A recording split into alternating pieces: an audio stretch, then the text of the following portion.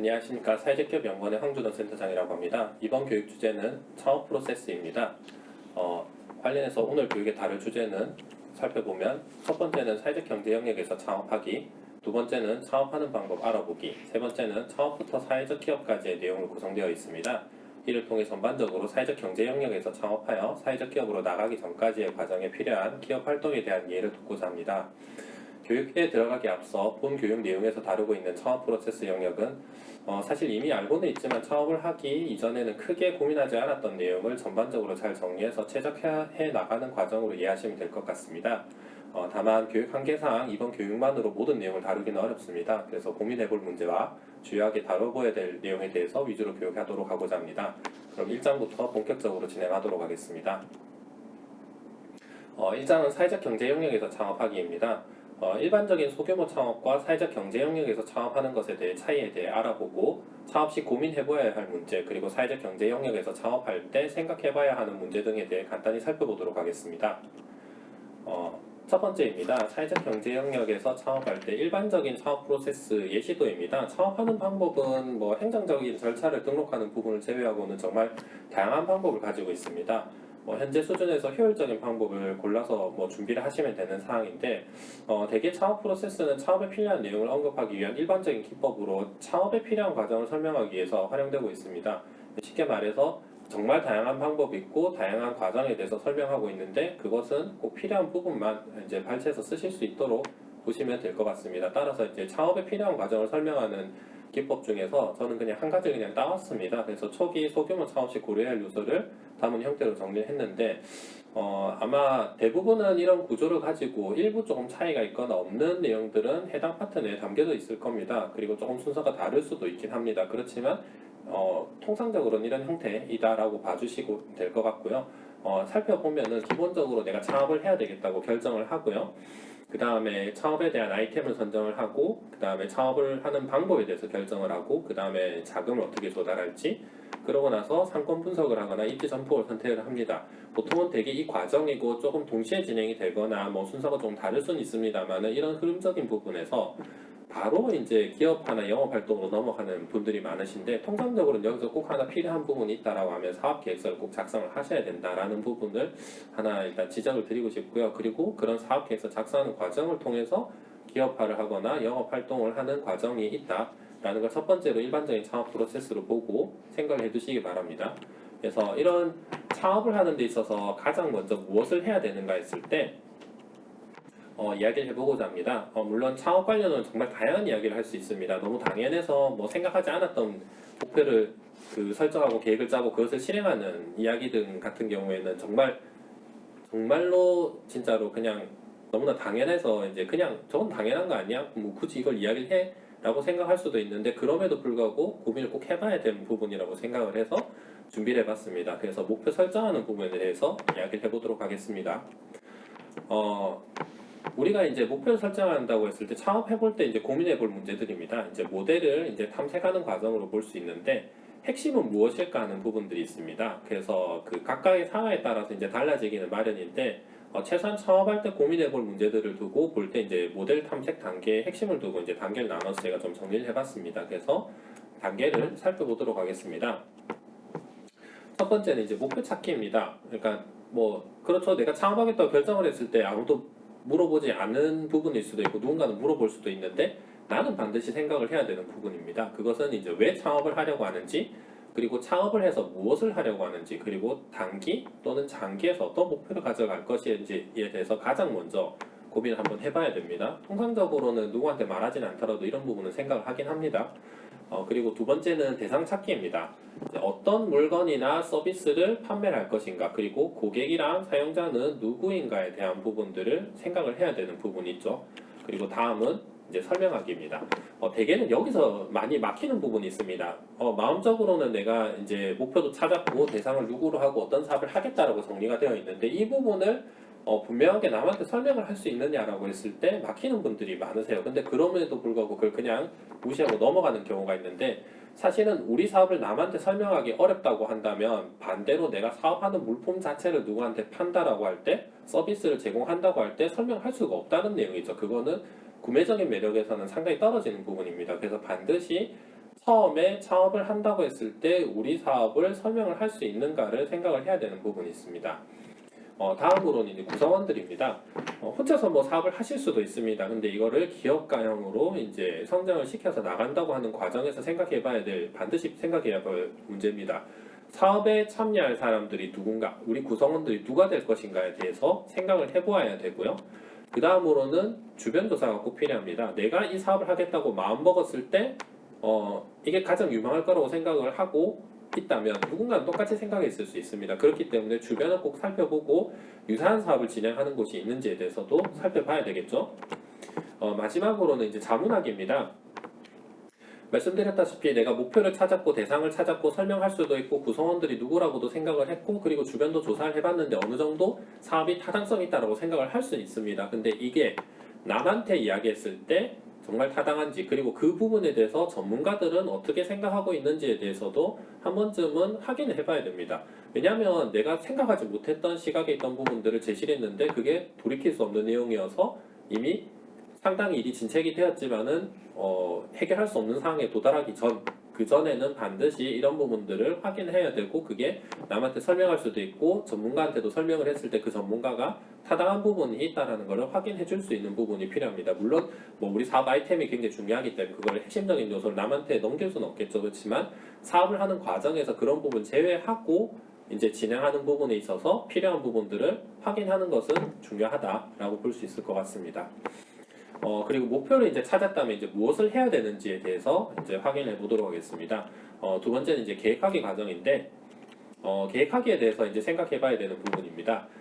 우리가 통상적으로 생각하는 계획과 기획이 차이가 납니다. 그리고, 제가 의외로 느꼈던 부분들은 이렇게 서류를 검토를 하거나 내용들을 봤던 부분에 있어서 어떤 부분들이 많이 있었냐면, 기획을 한 부분을 가지고 계획을 했다라고 들고 오시는 분들이 있습니다. 그래서 그게 어떤 차이가 나는지를 제가 일단 말씀을 드릴게요.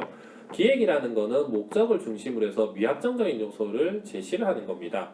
그리고 계획이라는 거는 수단을 중심으로 확정적인 부분에 대해서 정리를 하는 겁니다. 결국 그걸 정리해서 이야기를 한다면 기획이라는 거는 어떻게 시작할까에 대한 부분을 담고 있다고 하면 계획은 그걸 포함을 해서 어떻게 완료를 할 것인가가 들어있어야 되는 겁니다. 그래서 결국에는 나는 이걸 할 거야. 이렇게 할 것이다. 이런 것을 계획을 하고 있습니다. 라고 이야기를 할 수 있고 계획이란 단어가 들었으니까 된다라고 이야기할 수 있지만 실제로 계획에서 담겨야 되는 부분들은 이 사업에 대한 부분들을 어떤 식으로 정량적인 수치가 들어가는 형태로 정리가 되어서 이 단계에선 이것이 완료가 됩니다. 이 단계에선 이것이 완료가 됩니다. 하는 형태로 정리가 되어 있어야 된다는 거죠. 뒤에서 조금 더 제가 이야기를 드려볼게요. 계획에 대한 부분에 대한 부분인데 제가 좀 자극적인 단어를 선택을 했을 수는 있습니다. 사업을 망하는 다양한 방법에 대한 부분인데 기획과 계획에서 계획이 완료적인 부분을 담고 있어야 된다는 부분과 그 완료적인 부분이 없을 때 어떤 식으로 문제가 발생하는지를 말씀을 드릴게요. 아이템 굉장히 좋아요. 그리고 적정한 자본금 내가 들고도 있었습니다. 사업 수주도 원활하게 됩니다. 그럼에도 망하는 경우 등이 있습니다. 상당히 많습니다. 제가 이런 부분들을 많이 봐왔는데 예시를 한번 들어볼게요.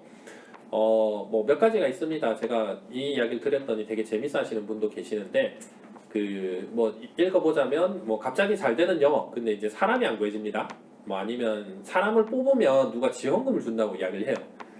그런 식으로도 아니고, 아니면 계약이 계속 들어오는데 그럼 받지를 말까? 아니면은 우리가 영업을 하는 데 있어가지고 되게 큰 손인 데가 있어가지고 뚫기만 하면 대박이니까, 좀 여기는 할인을 좀 하자. 아니면은 금액을 받는 데 있었고 우리가 계속 거래를 하고 있으니까 금액적인 부분에 있어서 돈을 주고 받는 부분의 거래 관계는 연말로 다 미뤄가지고 통으로 할 수도 있고 또는 우리가 이제 이렇게 사업에 들어오시게 되면은 관하고 사업을 하는 경우도 있습니다. 그래서 관에서 하는 부분에서 사업이 있어가지고 문제가 있으면 알려주겠지.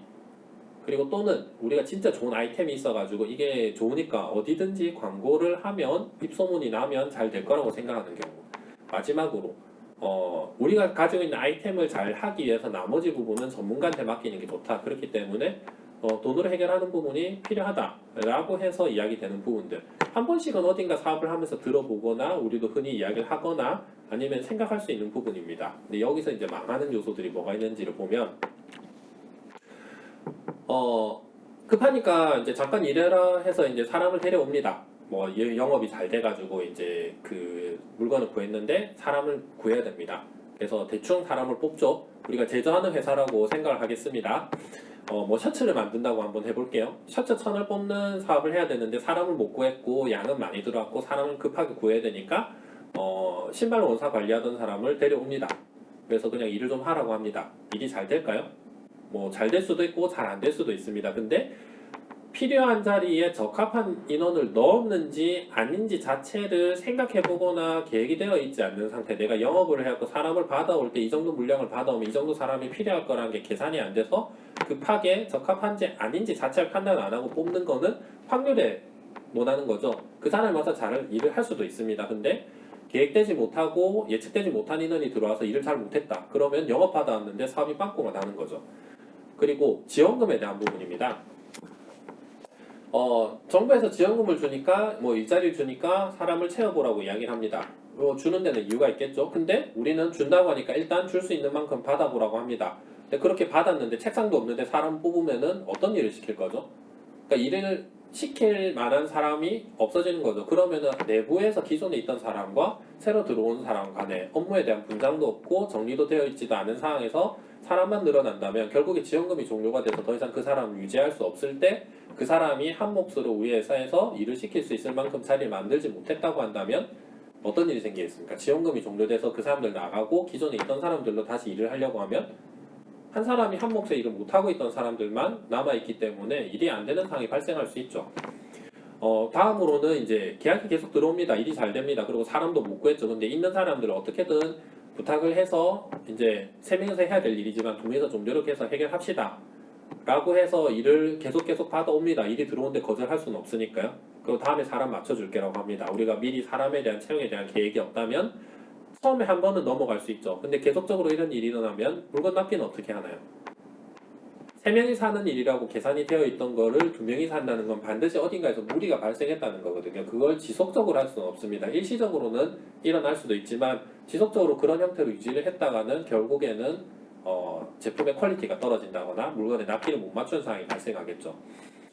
그 다음에 이제 큰손이라서 거래를 뚜기만 하면 대박이라고 하는 부분이 있습니다. 이 부분에 대한 게 이제 좀 조심해야 되는 부분이 있는데 물건을 팔 때 내가 이 물건에서 할인을 하기 시작하면은 다시는 그 가격으로 돌아갈 수 없는 상황들이 발생할 수 있습니다.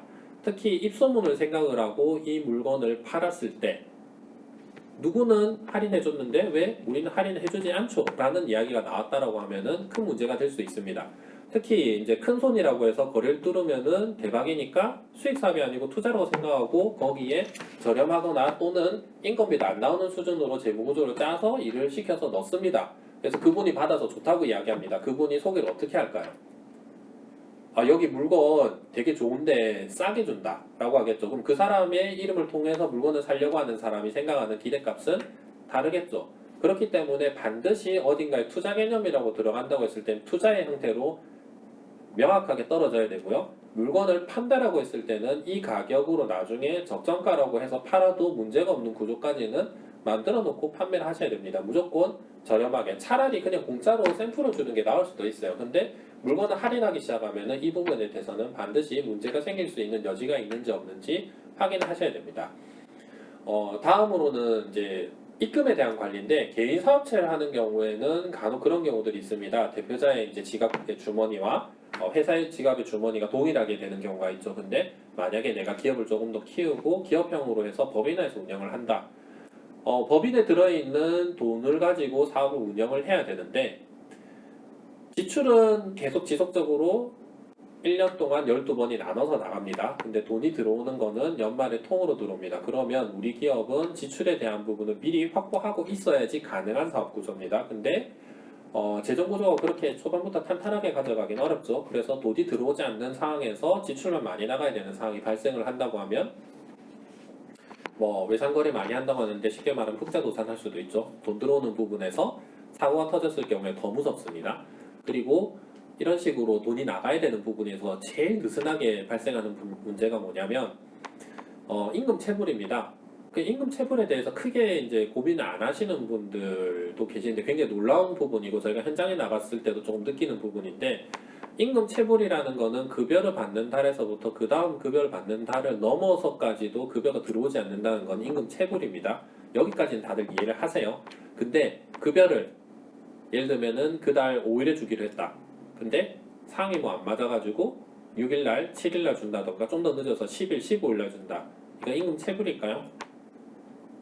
임금 체불이라고 하기에도 조금 애매하지만 저희는 이제 통상적으로 지연지급이라고 표현을 합니다. 그러니까 임금 체불의 전 단계에 가깝죠. 실제로는 그렇게 지급을 하시면 안 돼요. 5일이라고 하면 그 전에 주시는 건 가능한데 뒤로 주시는 거는 불가능합니다. 그래서 내가 운영을 하는 데 있었고 어차피 연말에 돈 들어올 테니까 너 몰아가지고 연말에 맞춰서 급여를 줄게 한다는 행위 자체가 일어나서는 안 된다는 거죠. 그렇다는 거는 결국에 돈을 받는 행위 자체는 내가 그 형태의 거래가 처음부터 적합하게 가능한 구조이거나 관리가 가능한 형태여야 되는데 연동을 해서 우리 재정 구조에 붙여놓고 근로자한테 그 부분에 대해서 같이 이야기를 하자라고 한다던가 하는 형태로 이제 일이 진행이 될 경우에 큰 문제가 발생할 수 있습니다. 특히 이런 부분에 대해서 지출에 대해서 쉽게 생각하시는데 수입 들어오시는 부분은 최대한 이렇게 밀어버리는 부분들이 반대로 이제 우리 근로자에게 지출이 돼야 되는 부분이 되게 느슨하게 생각하는 부분들이 있는데 간단히 생각을 하셔야 됩니다. 여섯 번째인데 이제 관에서 하는 문제에 대한 부분입니다. 흔히 우리가 생각하는 부분이 있어서 그 지원 사업 등을 받고 있으면은 굉장히 케어를 많이 받는 부분들이 있습니다. 특히 이번에 지금 교육을 드리고 있는 사회적 기업가 육성 사업에 들어오시면 담임 멘토분들이 붙어가지고 달달이 관리를 하면서 문제가 되는 걸 케어를 해줍니다. 근데 실제로는 기업을 운영을 하실 때 있어서 내가 스스로 다 판단하고 내가 그 부분에 대해서 이해를 하고 있어야 됩니다. 근데 관에서 사업을 같이 하고 있으니까 문제 있으면 알려줄 거라고 생각한다고 하는데 실제로는 어떤 공고문이나 사업이나 계약서나 약정서나 협약서를 다 들여다보면 그러한 문제에 대해서 누구에게 책임이 있는가 내용을 잘 알아보지 않은 사람한테 있다고 있습니다. 그래서 관에서 뭐 걱정이 돼서 또는 사업을 챙기는 과정에서 그냥 호의적으로 이야기를 할 수 있지만 실제로 그 부분에 대해서 뭔가 납기에 대해서 뭔가 서류를 내야 된다든가 정리를 해야 되는가 관리를 해야 된다는 부분에 대해서는 기업이 스스로 체크하고 관리하고 해결해야 됩니다. 그걸 굳이 안 알려줬다고 해서 문제가 되는 경우가 없는 경우도 있어요. 실제로는 그 부분에 대해서 뭐 구청에서의 역할, 뭐 시청에서의 역할, 아니면 관공서에서의 역할이 사전에 일이 잘 진행되도록 점검을 했는가라는 내용이 들어있을 수 있는데 그런 부분 없이 그냥 서류를 제출받아서 납기를 정리하라고 역할이 되어 있으면 담당자 입장에서 말해주면 좋은 거지만 말 안 하고 서류 안 들어왔네요 문제입니다라고 이야기를 할 수 있습니다. 그렇기 때문에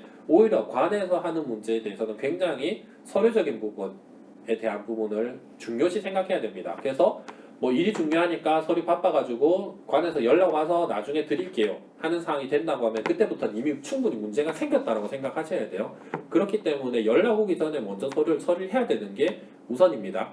그리고 혹시나 이런 부분에 있어서 뭐 과태료, 범칙금까지는 안 가더라도 과태료 부분들이 나올 수도 있습니다. 근데 이게 누적이 되다 보면은 사업이 잘리는 경우가 생길 수 있어요. 그렇기 때문에 반드시 과태료나 범칙금이 나올 수 있는 부분에 대한 조항이 들어있는 일은 충분히 생각을 하고요. 미리미리 챙기셔야 됩니다. 그리고 트렌드에 따라가지고 광고를 하는 경우도 있습니다. 근데 우리 물건 자체가 필요도 없는데 광고를 한다고 해서 반드시 좋은 건 아닙니다. 그리고 오히려 그런 형태로 광고를 했을 때는 이미지만 나빠지는 경우도 생길 수 있어요. 그렇기 때문에 우리가 판매하려고 하는 물품, 제공하려고 하는 서비스가 대상층이 누군지 명확하게 계획이 되어 있고 그 대상층을 타깃으로 가장 적합하고 효율적인 형태로 마케팅을 하고 홍보를 하셔야지 효율이 올라갑니다. 그렇기 때문에 거기서 돈을 아낄 수도 있는 거고요. 이미지도 제고를 할 수 있습니다. 그리고 우리의 사업 전략이 될 수도 있고요. 방향성으로도 정할 수 있습니다. 이 이야기를 왜 드리냐면 나중에 내가 일이 잘 돼서 사업을 해서 직원들한테 업무적으로 이거를 분장을 해놨는데 괜찮은 홍보 수단이 들어왔습니다. 요새 트렌드라고 해서 따라가려고 합니다. 우리가 정확하게 방침을 정해놨으면 우리 방침 안에서 그 이야기를 정리를 할 수 있지만 정해지지 않았다고 하면은 결정을 못 내리거나 임의로 처리를 하겠죠. 근데 그게 우리 기업에 해가 되는 형태로 나는 잘하려고 했는데 실제로는 기업에 도움이 하나도 안 되고 돈 낭비가 되는 상황일 수도 있습니다. 그렇기 때문에 그런 부분들을 정리해놔야 되는 거. 마지막으로 그 사업을 운영하는 데 있어서 중요한 부분이 있습니다. 대행업체가 있습니다. 대행업체를 활용하는 건 굉장히 기술적으로는 좋은 방법일 수도 있습니다. 내가 잘 못하는 부분, 뭐 10시간 걸리고 하루 걸리고 뭐 이틀 걸리고 일주일 걸려가지고 서류를 작성했는데 틀릴 수 있어요. 그럴 경우에는 전문업체에다가 맡겨가지고 처리를 하는 게 나을 수도 있습니다. 근데 기본적으로 대행업체를 맡길 때는 두 가지를 꼭 생각해야 됩니다. 대행업체에다가 맡기고 있는 이 내용이 우리 기업에서 핵심적으로 당연히 원래 해야 되는 일이었나? 라는 거 하나랑 두 번째는 대행업체가 도대체 뭘 하고 있는지에 대한 부분입니다. 둘 다 중요한 부분인데 첫 번째는 뭐냐면 우리 기업이 굉장히 혁신적인 아이디어를 가지고 있습니다. 이 혁신적인 아이디어를 실현을 하려고 하면은 제품이 나와야 되죠. 이 제품을 제조를 하는 데 있어서 OEM으로 생산할 수 있습니다. 레시피가 있다면요. 그 레시피에 대한 부분에 대해서 우리가 관리를 할 수 있는 영역에 들어와 있는가 라고 한다면은 시제품을 만들거나 제조를 대행하는 업체를 찾는 거는 당연히 가능하고 좋은 활용 방법입니다. 초창기에는 우리가 공장을 설립하고 물건을 다 넣고 하는 것까지 안 되니까요. 근데 이 레시피를 디자인을 하는 부분에 있어서 외주를 준다 라고 하면 우리한테 남는 거는 아이디어밖에 없죠. 그럼 이 디자인에 대한 부분을 외부에 맡겼다고 했을 때 이 부분이 받아가지고 괜찮은 아이디어다. 디자인을 해준 사람은 무슨 생각을 할까요? 저작권에 안 걸린 수준에서 디자인만 조금 바꿔가지고 실행을 하면은 똑같은 복제품이 나옵니다. 그래서 흔히 디자이너나 엔지니어를 우리가 데리고 있습니까? 라고 사업 제안이 들어오면 꼭 물어보는 분들이 계세요. 이유는 우리 기업이 아이디어만 가지고 준비만 하다가 남 좋은 일을 시키는 사항이 아닌지를 확인해 보려고 하는 부분입니다. 그렇기 때문에 첫 번째로는 우리가 핵심적으로 가져가야 되는 것까지 대행을 맡기는가에 대한 부분이고요. 두 번째는 전문가한테 맡겼는데 전문가라고 하는 사람이 봤을 때 이 기업에서 나한테 맡긴 내용이 도대체 뭔지를 모르고 있는 것 같다라고 했을 경우에는 사기당하기 딱 좋죠. 뭐 사기라고 표현을 안 하더라도 전문가 입장에서는 최대한 본인 입장에서 영업을 해서 케어를 할 수 있습니다. 예를 들면 기본 서비스만 받아도 상관이 없는 기업인데 업체가 잘 모르고 있으니까 뭐 풀 패키지로 받아가지고 한번 서비스를 써보십시오. 그래도 오케이 하고 하면은 돈 낭비만 됩니다. 그렇게 돼서 돈이 새고 있는 부분이 있다면 재무 구조가 안 그래도 초창기 어려운데 굉장히 적자가 나는 구조 나기 쉽습니다. 그래서 뭐 홈페이지가 필요 없는 기업인데 벌써부터 홈페이지가 만들어져 있고 연동형이 들어가 있고 반응형이 들어가 있고 결제 시스템 다 들어가 있습니다. 판매한 물건도 없는데 이제 그런 형태로 나오는 구조가 있다라고 하면 내가 정확하게 어디까지를 필요로 한지 그리고 어떤 부분을 제시를 해야 되는지는 명확하게 이해를 하고 맡겨야 된다는 거죠. 일단은 뭐 자극적인 내용이고 이야기 드린 부분에 있어서 뭐 좀 당연하다면 당연할 수 있는 이야기들을 제가 또 풀어가지고 이야기를 했는데 실제로 사업 계획을 이제 만들어서 오신 분들을 점검을 해서 이야기를 들어볼 때 또는 초창기에 이제 법인을 설립을 하시고 나서 이제 지원 사업이나 정부 사업 들어오겠다고 이야기를 하셨을 때 상담을 해보면은 저런 형태의 이야기에 대해서 상당히 좀 크게 생각하거나 고려하지 않으시는 분들이 많으시더라는 거죠. 그렇기 때문에 혹시나 이런 부분에 대해서 생각을 못 하셨다면은 지금 계획을 짜실 때 생각을 해보시고요. 그리고 반대로 그런 부분이 있어가지고 간혹 그런 말씀을 하시는 분들이 계세요. 이게 다 하는 문제고 이론적으로는 충분히 맞는 말인데 현장에서는 실제로 꼭 저렇게 떨어지게는 안 되고 유도리 있게 좀 해야 되는 부분이 있다라고 그렇게 유도리 있게 못하면 그 회사 이제 결국엔 경직돼서 망한다라고 하시는 분들이 있습니다. 이게 제가 들었던 이야기인데 이 이야기를 언제 들었냐면 한 지금 되게 이제 많이 됐는데 한 20년쯤 된 것 같습니다. 제가 2002년 무렵쯤에였었는데 저 말씀하신 분이 그 다음에 정도에 회사가 망했습니다. 예, 뭐 웃자고 하는 이야기이긴 한데요. 실제로 이 말을 이야기를 했을 때 아는 문제고 이론적으로 맞는 말이고 유도리 있게 넘어가는 부분이라고 생각을 했다면 저는 다른 건데 조금 직접적으로 말씀드릴 수 있는 게 주변에 굉장히 인복이 있어서 이런 부분이 잘 넘어갔거나 아니면은 아직까지 닥치지 않은 문제일 수도 있습니다.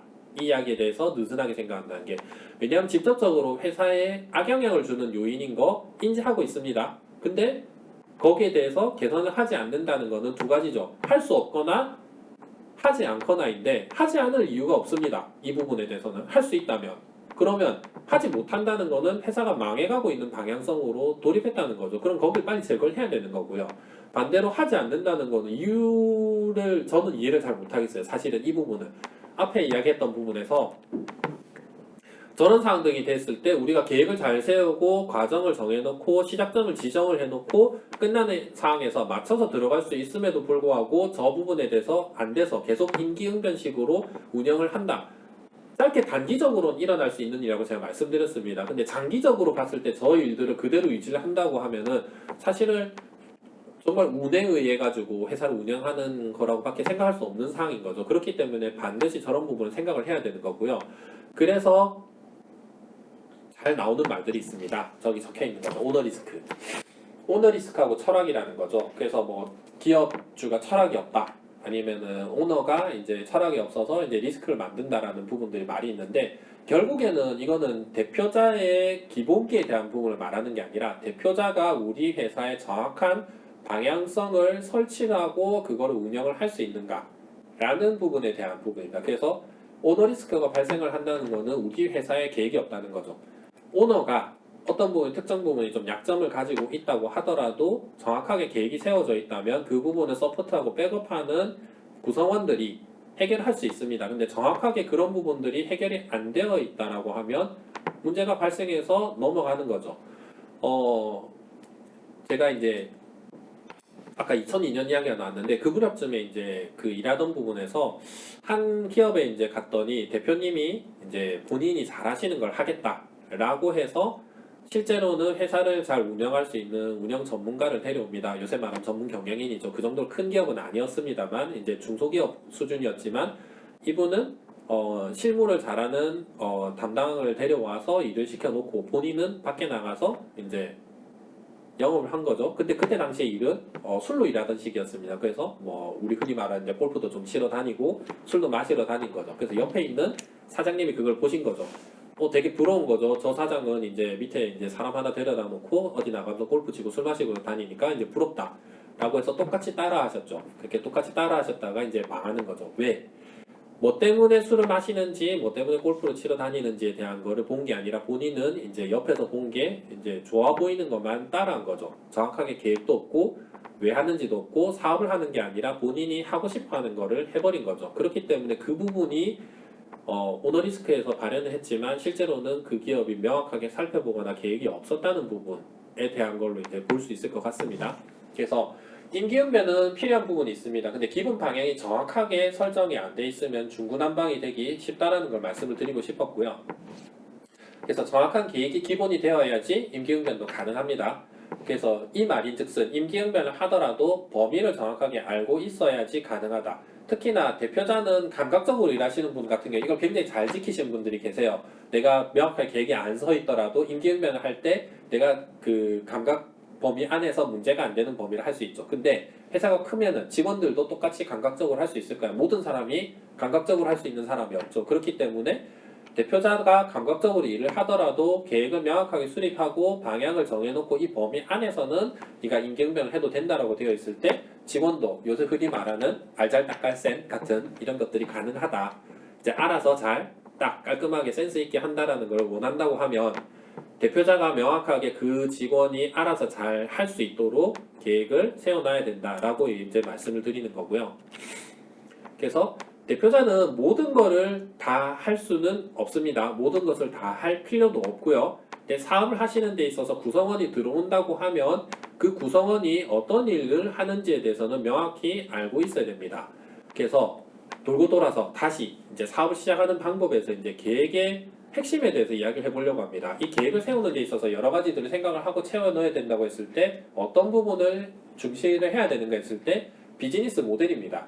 흔히 생각해서 비즈니스 모델을 이야기를 하면 사업 아이템으로만 한정적으로 생각하는 부분들이 있는데 사업 아이템이 반드시 비즈니스 모델을 말하는 건 아닙니다. 비즈니스 모델은 사업 아이템을 담고 있는 이 전반적인 영역에 대한 부분들을 말하는 거고요.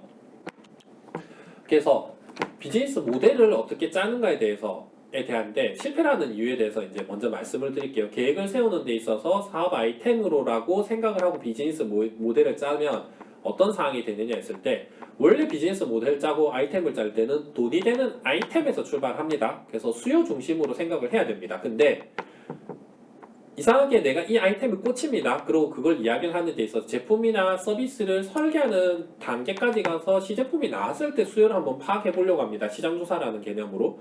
그래서 기업화 과정에서 이 수요 중심에 대한 부분을 생각하다 보니까 어떤 실패가 일어나냐면 매몰 비용을 되돌릴 수가 없을 때 이게 체크가 들어가서 이거 조금 불안한데 하면서 불확실한 요소를 가지고 시장에 진입하는 상황인 거죠. 그래서 사업을 구상할 때는 순서가 굉장히 중요합니다.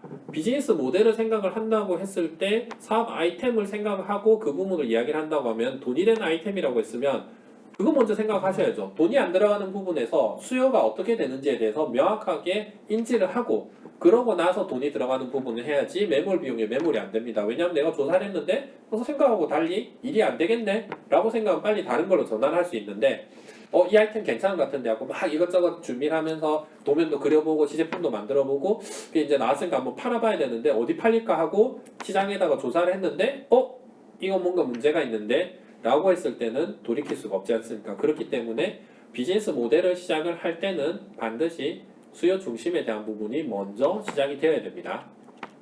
그러고 나서 이제 아이템을 이제 추출을 해야 됩니다. 내가 어떤 특정한 방법을 이렇게 생각을 해내는 과정들이 있습니다. 일단 그 부분에 있어서 이야기를 드리자고 하면 잠깐 이야기했던 부분에서 앞서 보시면 지금 비즈니스 모델을 시작하는 부분에 있어서 돈이 되는 아이템에 대한 부분을 이야기를 했었을 때 그 아이템을 어떤 식으로 이제 찾아가는가 부분을 이제 다음으로 이야기를 해보려고 합니다. 그래서 이제 아이템을 추출하는 방법인데 주로 이제 세 가지 단계에서 이야기가 들어옵니다. 그래서 거기에서 착안할 수 있는 부분 그리고 거기에서 이제 발생할 수 있는 문제를 말씀을 드리면 첫 번째 경험 기반입니다.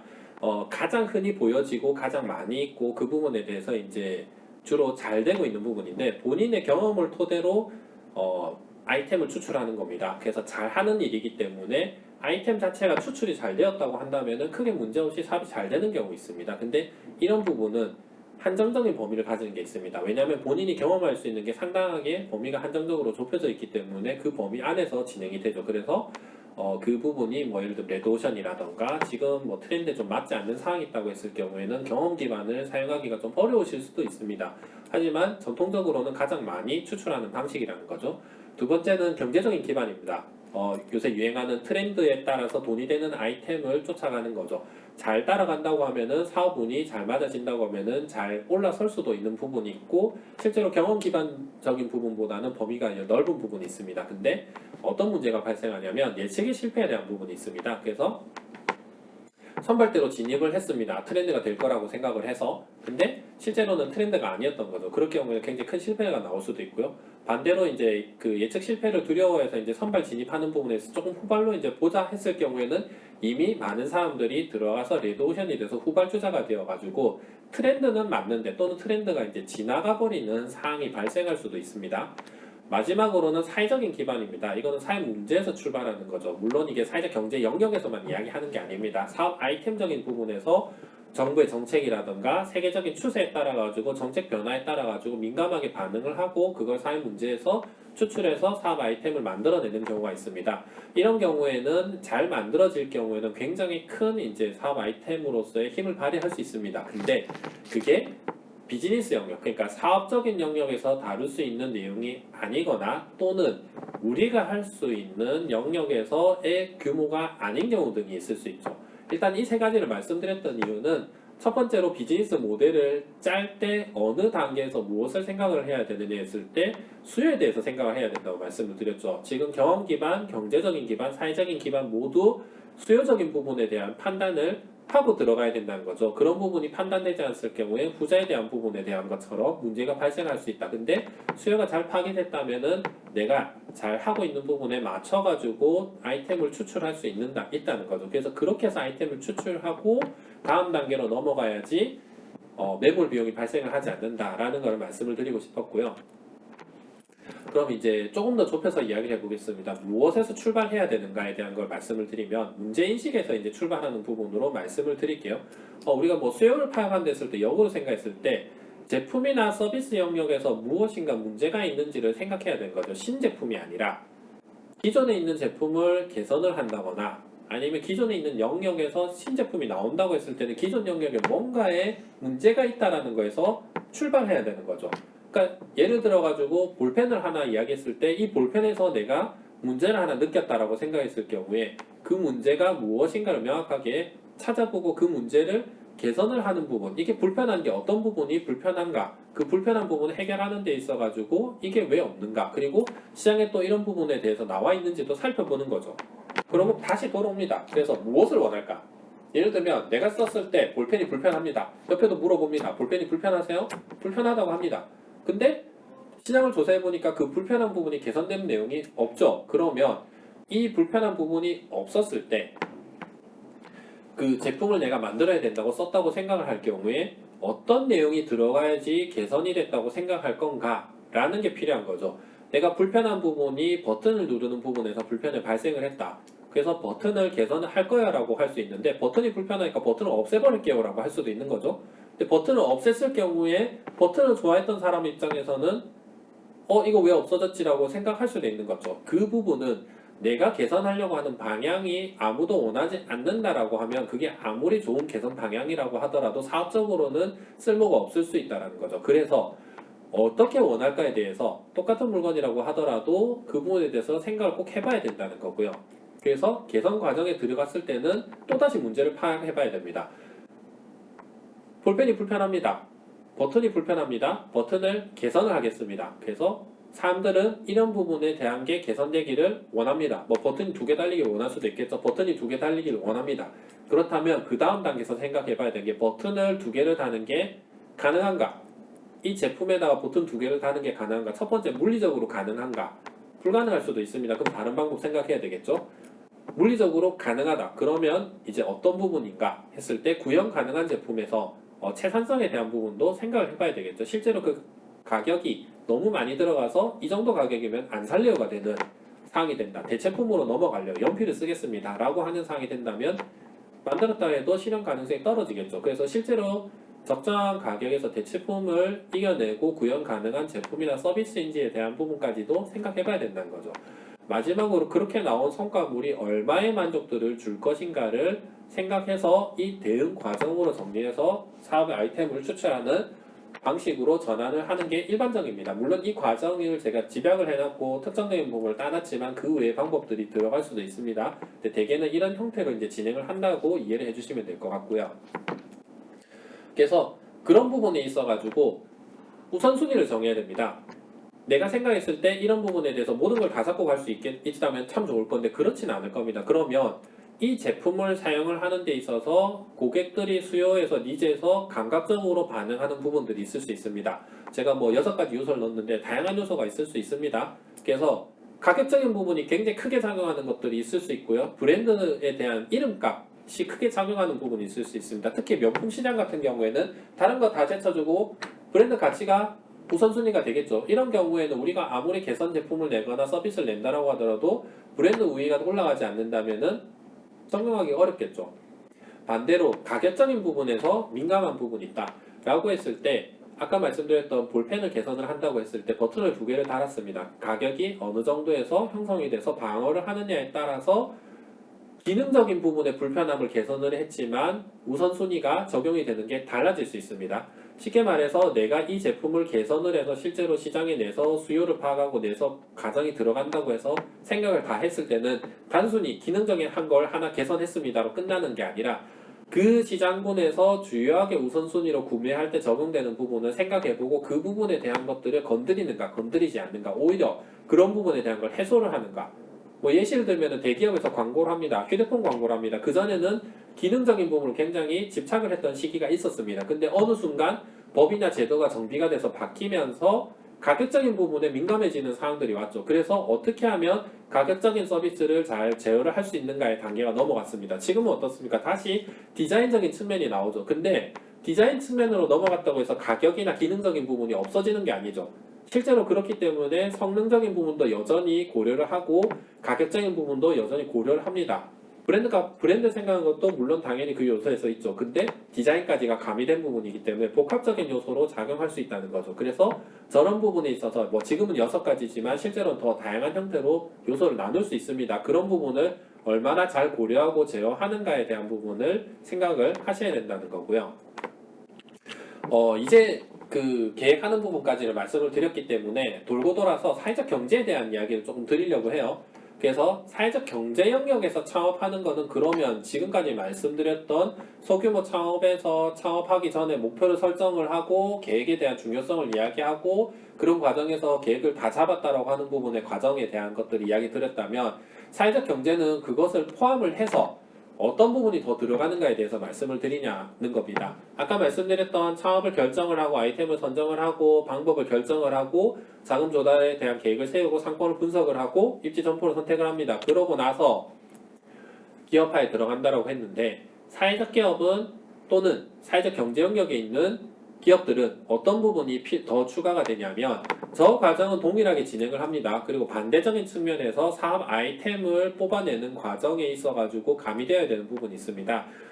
사회적인 문제를 인식을 합니다. 아까도 말씀드렸듯이 아이템 추출하는 방법에 사회적인 영역이 있었죠. 그 부분에 대해서 이제 인식을 하고 이슈하고 공동으로 그 부분에 대해서 인식을 하고 있는가. 그래서 구성원들이 들어오고 문제 해결 방법이 논의가 돼서 그 해결 방법이 들어가는 아이템으로 매칭이 됩니다. 그래서 매칭 작업을 거친 다음에 기업화가 넘어가는 거죠. 쉽게 생각하면 내가 만드는 사업 아이템 자체는 아이템대로 흘러가는 구조대로 진행이 됩니다. 근데 그 아이템에 같이 동반해서 생각되어야 되는 문제가 사회적인 문제를 해결하는 요소가 들어있는가에 대한 부분들이 같이 따라서 이것이 결합이 돼서 매칭이 되고 나서 기업한다는 거죠. 1년 어려워 보일 수 있습니다.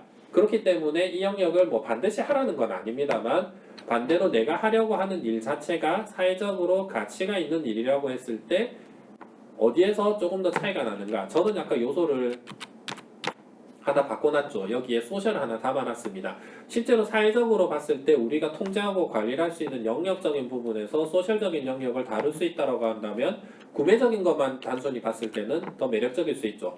반대로 이야기를 하면 우리가 뭔가를 해결을 하기 위해서 기업화해서 사업을 운영을 한다고 했을 때 상대방한테 어필할 수 있는 요소는 복합적이라고 말씀드렸듯이 사회적인 가치를 통해 가지고 우리가 좋은 아이템을 가지고 있다면 반대로 아이템적인 요소를 보고 들어온 사람 입장에서도 사회적 가치적인 영역이 가치 판단이 되기 때문에 분명히 그냥 사회를 위해서만을 생각하는 게 아니라 전반적으로 사회생활을 하면서 사회 구성원으로 활동하는 과정에서 우리 기업이 어필이 되고 그래서 그냥 자연스럽게 일반적인 기업에서 경쟁을 하면서 문제를 해결해 나간다고 하더라도 기업이 일을 하면 할수록 사회 문제가 해결되는 요소가 일어날 수 있다는 거죠. 그런 부분에 대해서 이제 사회적 경제기업의 창업 프로세스가 조금 다르다는 걸 인식을 해줬으면 좋을 것 같고요. 그래서 이제 말씀을 드려보고 싶은 건 왜 사회적 경제인가입니다. 뭐 어떤 특정한 정권에서 정책적으로 나왔다라고 생각하시는 분도 계세요. 실제로는 뭐 물론 사회적 경제 영역이 특정 정권에서 조금 더 활성화되는 모양새를 보이는 경우도 있었습니다. 근데 실제로는 사회적 기업 육성법이 나왔던 그 노무현 정권 시절 때부터 지금 정권까지 쭉 이어지는 과정에서 뭐 정책적으로 특정한 뭐 예산의 배정이라든지 뭐 사업적인 관심에 대한 부분 차이는 있었지만 이 영역 자체가 뭐 특정 정권에 따라서 없어졌다 생겨났다 없어졌다 생겨났다 이런 개념은 아닙니다. 왜냐? 이 사회적 경제라는 건 특정 정권에서 만든 단어가 아닙니다. 이거는 세계적인 흐름에서 나왔던 부분이기 때문에 그 영역에서 생각을 한다고 하면은 특정한 정권에 의한 논리라기보다는 세계적인 추세에 대한 부분으로 볼 수 있을 것 같습니다. 그래서 사회적 경제를 이야기를 하는 건데 사회적 경제라는 것 자체에 대해서는 뭐 깊게 이야기 드린다기보다는 이번 시간에는 창업 프로세스에서 다루는 문제이기 때문에 최근의 추세에 대해서 말씀을 드리겠습니다. 경제 영역에 대해서는 그간 이제 세계적으로 큰 흐름이 있습니다. 큰 한 사이클, 뭐 100년이나 200년 주기에 한 번씩 도는 사이클이 있는데 이걸 우리는 이제 보통 패러다임이라고 설명을 하죠. 이런 경제적인 패러다임에 대한 부분이 돌고 돌다가 어느 순간 한 사이클이 돌아서 다시 새롭게 이제 고민하고 관심을 가지는 부분이 있었습니다. 그거는 사람에 대한 부분이죠.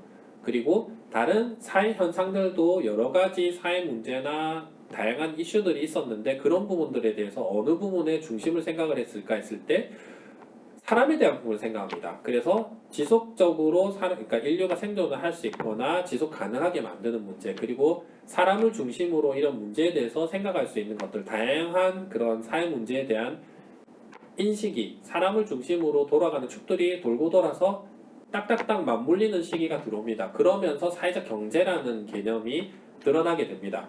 실제로 특정한 국가에서 그냥 단순히 해결하는 문제가 아니라 세계적으로 공동적으로 대응을 해야 되는 문제로 여러 가지 이슈가 나오는 것. 최근에는 이슈로 이런 부분에 이야기가 될 수 있는 거는 ESG 등이 있을 겁니다. 특히 1로 대변이 되는 환경적인 부분입니다. 전 세계적으로 이건 특정 국가에서 해결할 문제가 아니라 전 세계적으로 대응을 하자라고 하는 추세에서 이런 전반적인 과정 영역 안에 한 축에서 조그마한 영역으로 사회적 경제가 있다는 거죠.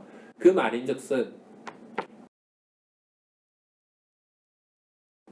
세계적으로는 사회적 경제를 포함한 이 전반적으로 사람에 대한 문제를 생각하고 인류의 지속 가능성에 대한 부분을 고민하는 부분에 있어서 세계적인 추세이기 때문에 우리나라도 어느 정도 그 영향에 따라서 돌아간다는 부분이고요.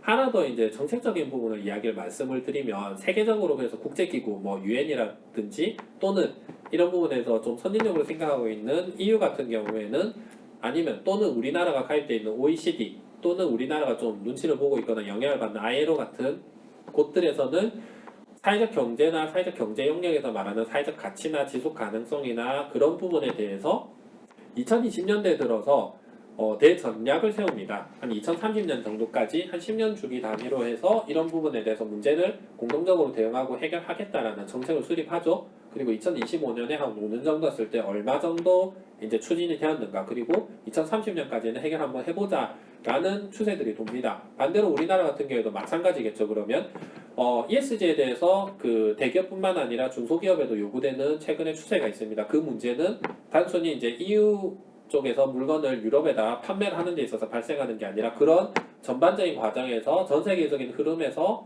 사회 문제를 해결하는 과정에 들어있는 부분들을 다들 고민한다는 거죠. 그래서 우리나라도 그런 부분으로 새롭게 창업 환경에서 체질을 좀 개선해야 되는 상황이었습니다. 그래서 사회적 경제라고 했을 때 사회적 경제 기업만 사회적 가치를 추구를 하는 게 아니라 사회적 경제 기업은 그 근본의 근간에 추구하는 목적이 사회적 가치를 기반으로 한다고 하면 일반적인 기업 입장에서도 사회적 경제 기업만큼은 아니지만 사회적 가치를 고려를 하고 있는가 또는 그런 부분을 담을 수 있도록 체질이 개선이 되어 있는가를 요구하는 시기가 왔다라고 볼 수 있습니다. 그렇기 때문에 반대로 이런 영역에 대해 있어서 우리가 조금 더 생각하고 고민할 수 있는 부분이 있어야 된다라고 생각하는 거고요. 그래서 뭐 왜 사회적 경제냐고 하면은 이런 전반적인 과정에 있어서 세계적인 흐름, 정책적인 변화, 그래서 우리나라 국내 창업시장 환경에서 새로운 이제 고민들이 생겨나는 과정에서 필요하다.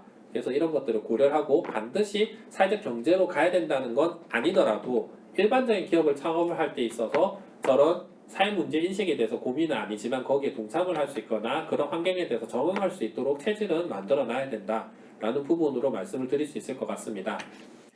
그래서 이제 뭐 가치나 뭐 사회적 가치에 대한 부분을 뭐 제가 뭐 단어적으로 설명드릴 건 아니고요. 여기에 대해서는 그냥 간단히 한번 보시면 될 것 같고 이 이야기를 드리는 거려고 하는 부분은 무엇이냐면 사회적 경제에서 추구하고 있는 사회적 가치라는 것은 거창한 부분 아닙니다. 시민사회에서 그냥 이야기하는 사회적 가치일 수도 있어요. 그 사회적 가치에 대해서 어떤 부분을 생각하냐에 됐을 때 정부의 관점도 한번 생각해 보자는 거죠. 정부에서는 사회적 가치를 어떻게 판단하는가 했을 때 굉장히 규범적으로 판단합니다. 쉽게 말해서 인간의 삶에서 이제 궁극적으로 바람직하고 타당한 내용들을 이제 사회적 가치라고 생각하는 거죠. 정의나 공정이나 뭐 평등이라든지 아니면 그런 내용 등에 대해서 생각을 했을 때 사회적 가치에 반하는 내용들이 사회 문제로 판단한다는 거죠. 그래서 환경에 대해서 환경을 살리는 부분은 되게 바람직한 부분이기 때문에 가치가 있다고 생각합니다. 근데 환경을 그럼 훼손하는 부분은 사회적 가치에 반하는 부분이기 때문에 사회 문제입니다. 그래서 해결해야 된다는 거죠. 논리가 그런 식으로 진행이 됐을 때 기본적으로 사회에서 통념상 합의할 수 있는 사회적으로 가치가 있는 부분에 반해서 문제가 발생되고 있는 것은 정부에서 해결하고 싶어 합니다. 그래서 정부가 직접 해결을 하거나 반대로 정부가 직접 해결하기 좀 어려운 그런 부분들이 있습니다. 그런 부분에 있어서 우리가 사업적으로 들어갈 수 있을 때 사회적 가치를 창출할 수 있을 거라고 볼 수 있는 거죠. 실제로는 정부가 모든 걸 다 해결할 수 없습니다. 물론 정부가 모든 걸 다 관여하고 해결을 하려고 한다면 굉장히 효율적이고 관리가 잘 될 수도 있을 겁니다. 근데 그렇게 큰 정부를 만들었다가는 민간에서 이런 자정적으로 또는 민간에서 자생적으로 활동을 할 수 있는 부분이 다 말라 죽어버린다는 거죠.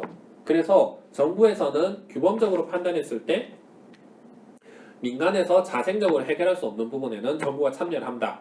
근데 민간에서 자생력으로 해결할 수 있는 영역이 있다면은 정부에서는 일정한 자원을 투자를 해서 그 영역이 활성화돼서 민간에서 스스로 자정할 수 있도록 하는 영역이 나오기를 기대를 할 겁니다. 그렇기 때문에 이 영역에 대한 부분에 사회적 경제에 대해서 정부가 가지는 기대라는 것은 일종의 그런 영역으로 보실 수 있을 것 같습니다. 정부와의 파트너가 돼서 사회 문제를 해결하는 동참자가 될 수 있는 민간의 이제 자원적인 역할이라는 거죠. 그래서 그 부분을 제가 설명을 드리고 싶었던 거고요. 이제 생각하는 부분으로 이제 넘어가겠습니다. 그래서 가치적인 부분을 이야기를 했을 때 물건을 만들면 일어날 수 있는 일로 제가 정리를 했는데 단순히 앞에서 제가 사회적 경제는 이렇고 사회적 가치는 이렇습니다. 뭐 사회적 가치에 반하는 건 이렇습니다. 라고 이야기를 하면은 딱 떠오르지 않을 수 있어서 아이템을 착안하는 부분 또는 계획을 세우는 부분 또는 사회적 경제 영역에서 창업을 한다라고 어느 정도 생각을 했을 때 이런 부분을 고려해야 되는구나라는 걸 제가 이제 말씀을 드리려고 해요. 그래서 첫 번째로 보면 물건을 만들면 일어날 수 있는 일입니다. 극단적으로 제가 예시를 들게요. A 기업은 이익 극대화를 목표로 한 활동에 매진하는 기업입니다. B는 사회 문제 해결을 목표로 한 활동입니다. 우리가 말하는 뭐 사회적 기업 같은 개념으로 보실 수 있겠죠. 이렇게 했을 때 각 기업이 활동이 가져올 수 있는 차이는 뭐가 있을까요? 좀 생각해 보신 적 있으실까요? 목적에 따라 종착지가 달라집니다. 똑같은 볼펜을 만들어 파는 기업이라고 했을 때 A 기업과 B 기업이 있다고 했을 때 A 기업이 볼펜을 만들어서 팔아서 나올 수 있는 부분은 이익을 극대화하는 방향이라고 했을 때 어떤 부분이 발생할 수 있는가? 반대로 사회 문제를 해결하기 위해서 볼펜을 만든 사람이 있다고 했을 때 어디로 가는가에 대한 부분은 목적지에 따라 종착지가 완전히 달라집니다. 사회적 가치를 생각했던 기업은 어디로 가야 되냐면 문제를 해결하는 방향으로 가야 됩니다. 볼펜을 만들었는데 이 볼펜에 나오는 잉크가 굉장히 환경적으로 문제가 있다라고 생각을 했을 때 잉크 가격 자체를 아끼기 위해서 점점 더 환경이 오염되는 물질을 쓰더라도 우리 기업이 돈을 벌기 위한 방안이 있다라면 A 기업 입장에서는 법적으로 규제를 하는가 규제 안 한다라고 하면은 잉크를 조금 더 저렴하고 환경이 오염되는 물질을 쓰려고 할 겁니다. 반대로 B 기업 입장에서는 환경적인 문제를 해결하려고 하기 때문에 이 볼펜 자체의 잉크가 가지고 있는 문제를 해결해서 친환경적인 잉크를 사용을 하려고 노력을 할 겁니다. 결국에 나온 제품은 어떻습니까? 굉장히 환경에 오염되는 볼펜과 환경의 문제를 생각해서 만들어진 볼펜이기 때문에 같은 물건 만들고 같이 팔려고 하지만은 결론적으로 물건이 많이 팔리면 팔릴수록 한쪽은 환경이 오염이 되고 파괴가 되는 반면 한쪽은 환경에 대한 개선을 유지하고 지지할 수 있는 방향으로 넘어간다는 거죠. 첫 번째로 이제 물건을 만들 때 우리가 사회적 가치를 담았을 부분에서 어떻게 차이가 나는 부분을 말씀을 드렸다는 부분이고요. 이까지는 통상적으로 이야기를 드리면 딱 명확하게 설명을 못하더라도 개념이나 감각적으로는 충분히 다들 이해를 하는 부분이 있습니다. 근데 두 번째로 말씀드리려고 하는 부분이 있습니다. 이제 소셜 이슈하고 소셜 미션에 대한 부분입니다. 우리가 이렇게 해가지고 사업 아이템을 이야기를 하고 트라이를 한다고 해서 뭐 그 제품을 만들고 하는 과정에서 뭔가를 가치를 담으려고 할 때 소셜 미션을 우리가 세울 거야 라고 이야기를 합니다. 그렇게 했을 때 비즈니스 모델 자체에 소셜 미션이 담겨야 되기 때문에 사업 아이템이 사회 문제를 해결하는 아이템이기를 원하고 그런 내용을 담는다라고 해서 들고 오는데 가끔 그런 내용에서 소셜 이슈를 담아서 오는 경우가 있습니다. 이제 그 문제를 말씀을 드려볼게요. 그래서 핵심 가치의 지향점에 대한 부분인데 우리가 단순히 문제를 해결하는 데 있어서 그 영역을 어떻게 이제 정확하게 정의를 내리고 구분을 하고 있는가에 대한 부분입니다. 단순히 환경, 안전 이렇게 했을 때 그 부분이 소셜 미션이라고 했으면 소셜 미션이 아닌 거죠. 그건 소셜 이슈입니다. 사회적으로 환경에 대한 게 문제가 되고 있습니다. 사회적으로 안전에 대한 게 문제가 되고 있습니다. 그 문제를 담고 있는 부분을 정확하게 들고 왔을 때 그 과정이 있어야 된다는 거죠. 앞서 이야기했던 것처럼 문제 해결의 방향성까지 정확하게 정립이 되어 있어야지 소셜 미션이지 그런 부분이 담겨 있지 않다고 한다면 그냥 단순히 이슈입니다. 사회적으로 문제가 일어나고 있는 이슈. 그렇기 때문에 그걸 정제를 해서 어떤 결론에 대한 부분을 낼 것인가. 그래서 아이템을 하나 잡았을 때 제가 예시를 한번 들어볼게요. 이제 건설업체에서 이제 건설 자재들을 만들고 나면 폐자재들이 굉장히 많이 나옵니다. 환경적으로 굉장히 문제가 되고 오염이 되죠. 뭐 예를 들면 뉴스가 나올 수도 있죠. 연간 뭐 건설 폐기물 같은 게 이제 얼마 정도가 나오고 환경 오염이 심각해지고 있습니다. 라는 부분들이 나오는 데 있어서 한 문제에 대해서 누군가 이걸 생각합니다. 아, 저거 문제는 해결해야 되겠네. 이까지는 소셜 이슈입니다. 근데 그 문제를 어떻게 해결하느냐라고 했을 때 본인이 가지고 있는 기술 중에 건설 폐자재 중에 목재들을 이제 재가공을 하면 재생해서 사용을 할 수 있는 재생 목재로 만들 수 있는 기술이 있습니다. 이걸 담아가지고 사업을 진행을 하겠습니다. 라고 하는 정도까지 영역이 들어온다면 나올 수 있는 계산 가능한 가치들이 있죠. 건설에서 폐자재를 그 환경오염 없이 처리를 하는 데 들어가는 비용, 그거를 다시 가져와서 우리가 가공해서 그 사용할 수 있는 재료로 전환하는 데 들어가는 비용, 계산해서 대응을 해보고 거기에서 다시 재활용이 된다고 하는 비용을 계산을 해보면 실제로 우리 회사가 운영을 해서 이 물건을 팔면 팔수록 얼만큼의 환경을 해결하는 가치가 나오는지 알 수 있겠죠.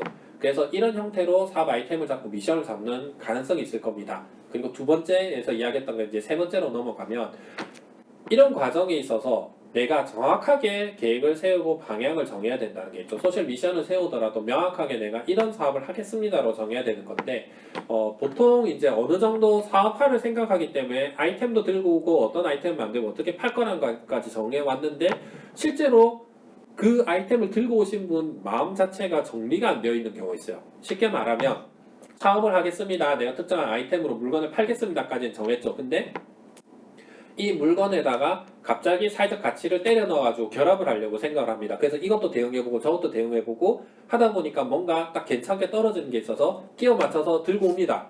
근데 저희가 봤을 때 그런 부분이 있어서 이 물건을 팔려고 이걸 끼워 넣은 건지 아니면 사회적 가치를 해결하려고 이 물건을 끼워 넣은 건지 명확하지 않은 경우가 있어 보이는 거죠. 그걸 제가 이제 예시를 들어보면 저기서 안전에 대한 부분도 같이 적어놨죠.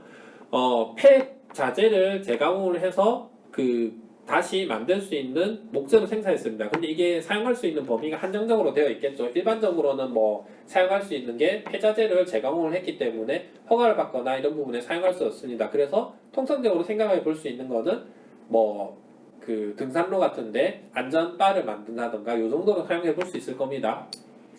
그렇다고 했을 때 이 목재를 가지고 안전바를 설치를 한다고 하면은 이 기업에 지향하는 소셜 미션은 안전인지 환경인지 명확히 해야 된다는 거죠. 뭐 누구는 둘 다 하면 안 됩니까? 라고 합니다. 둘 다 충돌이 나지 않는다고 하면 상관이 없습니다. 근데 소셜 미션이 충돌하는 경우가 있습니다.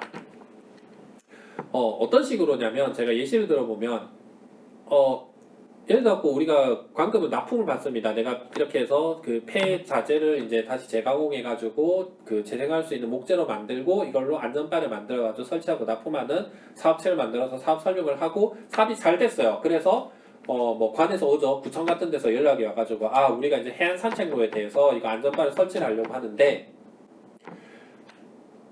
당신들이 하고 있는 아이템이 굉장히 좋으니까 이걸로 우리가 사업을 하려고 합니다. 그런데 일반적으로 설치하는 것보다는 가격이 조금 비싸니까 여기서 절반 정도는 지금 말하는 그 폐목재를 재가공한 걸 쓰고 나머지 부분은 기성품으로 해서 납품을 할 수 있을까요? 라고 물어봅니다. 그렇게 했을 때 우리 기업은 어떤 선택을 해야 될까요? 뭐 이렇게 물어보면은 대부분 어느 정도 이제 환경 생각해가지고 이제 하면 안 됩니다라고 하시는 분도 계신데 실제로 이거는 가치적인 부분이죠. 내가 명확하게 소셜 미션이 정해졌으면 이걸 선택을 할 수도 있고 안 할 수도 있는 문제에 대한 겁니다. 첫 번째는 환경을 생각을 했다. 선택을 하면 안 되죠. 내가 이 폐자재가 나와서 환경을 오염시키는 걸 해결하려고 사업을 시작을 했는데 특정한 부분을 우리가 심적으로 이제 넘어가면서까지 눈 감아가면서까지 설치를 하느냐 용납할 수 없는 거죠. 그 부분에선 받을 수 없습니다. 근데 이분이 안전에 대한 부분을 소셜 미션으로 잡았다. 우리 지역에 굉장히 안전한 부분이 없다. 뭐 해안 산책로라든지 인도 통행로라든지 아니면은 여러 가지 뭐 주행이라든지 교통이라든지 건물이라든지 안전에 대한 부분이 문제가 있기 때문에 해결하고 싶어서 기업체를 차렸고 그 아이템 중에 하나로 안전바를 설치하는 사업을 하고 있는데 우연찮게 내가 기술을 가지고 있어서 환경도 해결이 되니까 그런 아이템으로 들고 있다. 구청에서 설치해주세요. 뭐 최대한 하려고 하겠죠. 우리 굳이 친환경 부분 안 넣어도 상관없습니다. 그럼 좀 더 넓은 데다가 설치를 하죠. 여기서부터 여기까지 하는 데 있어갖고 뭐 친환경 빼고 전부 다 풀로 그냥 일반 기성품 넣겠습니다. 대신에 여기서부터 조금 더 연장해가지고 안전할 수 있는 부분도 좀 우리한테 사업을 내주십시오 라고 할 수도 있는 거죠. 이게 미션이 충돌한다는 부분이죠. 그렇기 때문에 핵심 가치에 대한 지향점이 명확하게 정리가 되고 정립이 되고 거기서 아이템이 나와야지 실제로 우리 미션에 따른 사업이 계획이 된다라는 거죠. 그 다음에 이제 하나 더 생각해 봐야 될 문제가 있습니다. 소셜 미션이 올바른가에 대한 부분입니다. 이거는 어떤 부분이냐면 우리가 생각한 소셜 미션이 결론적으로는 뭐 예를 들어 환경을 해결하는 문제라고 볼 수 있습니다. 근데 그 과정이 올바른가에 대한 거는 크게 고려가 안 되는 경우가 있습니다. 환경을 생각해서 재생 목재를 만들어내서 재가공하는데 들어가는데 다시 환경이 오염이 되거나 재가공해서 들어가는데 다른 재료들을 섞어 쓰고 우리가 재가공하는 부분은 진짜 5%밖에 안 된다. 그래서 실제로는 그 부분이 굉장히 크게 차이가 난다. 그럴 경우에 우리가 지금 소셜 미션이 올바른가라고 이야기를 하는 거죠. 흔히 우리가 쉽게 이야기합니다. 사회적 기업을 하는 데 있어서 왜 주류 판매는 안 됩니까? 라고 물어보시는 분들이 계시더라고요. 그래서 제가 그 말씀을 드렸어요. 한쪽에서 알코올 중독자를 치료하는 사회적 기업이 있습니다. 근데 반대쪽에서 주류를 판다고 하면은 우리가 이거를 이해를 할 수 있을까요? 라고 물어봅니다. 이제 그런 부분에 있어서 우리가 소셜 미션을 세웠을 때 이 소셜 미션이 정확하게 과정에서부터 결과까지가 올바른가에 대한 부분을 생각을 해봐야 되는 부분이 있는 거죠. 그래서 소셜 미션을 생각할 땐 기본적으로 무엇이 문제인가를 생각을 하고요. 그 다음에 생각이 어느 방향으로 가서 결론에 도달할 수 있고 그래서 그 결론적으로 무엇을 해결하는가. 우리가 처음에 문제라고 생각했던 게 환경이 문제고 그 환경을 해결하는 과정에 있어서 폐 건설 자재를 재가공을 해서 나오는데 그 과정에서도 그 환경적인 부분을 고려를 하고 그렇게 해서 결론적으로 해결하는 거는 폐 자재가 나오는 부분에 대한 문제, 비용, 매몰 비용에 대한 것들을 해결을 한다라는 과정까지의 전체적인 축에서 미션에 문제가 없어야 된다라는 걸 말씀을 드리고 싶은 거고요.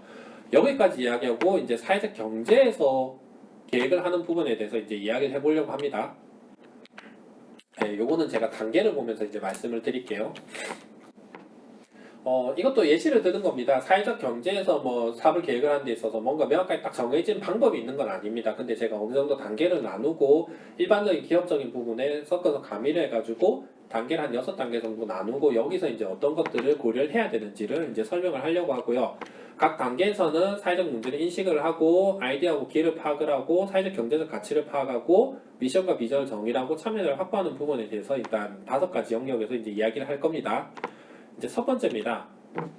사회적 경제에서 이제 계획을 하는 부분에 있어서 아까 다시 돌고 돌아가지고 사업을 하는 데 있어서 문제를 생각하는 부분, 그리고 사회적 가치를 생각하는 부분, 그리고 그 가치를 부분에서 정리했을 때 어떤 부분 생각해야 되는가에 대했을 때 그 부분을 가지고 다시 사회적 경제에서 내가 사업하겠다고 계획서를 세운다고 하면은 사회적 문제를 인식하는 데서부터 출발해야 될 겁니다. 그래서 이 문제를 본인이 느끼는 문제가 남들도 느끼는 문제인가? 아까 이야기를 했죠. 전문가한테 물어보거나 주변에 물어봤을 때 설명을 할 수 있고 이해를 할 수 있고 공동으로 생각을 할 수 있는 부분에서 출발해야 됩니다.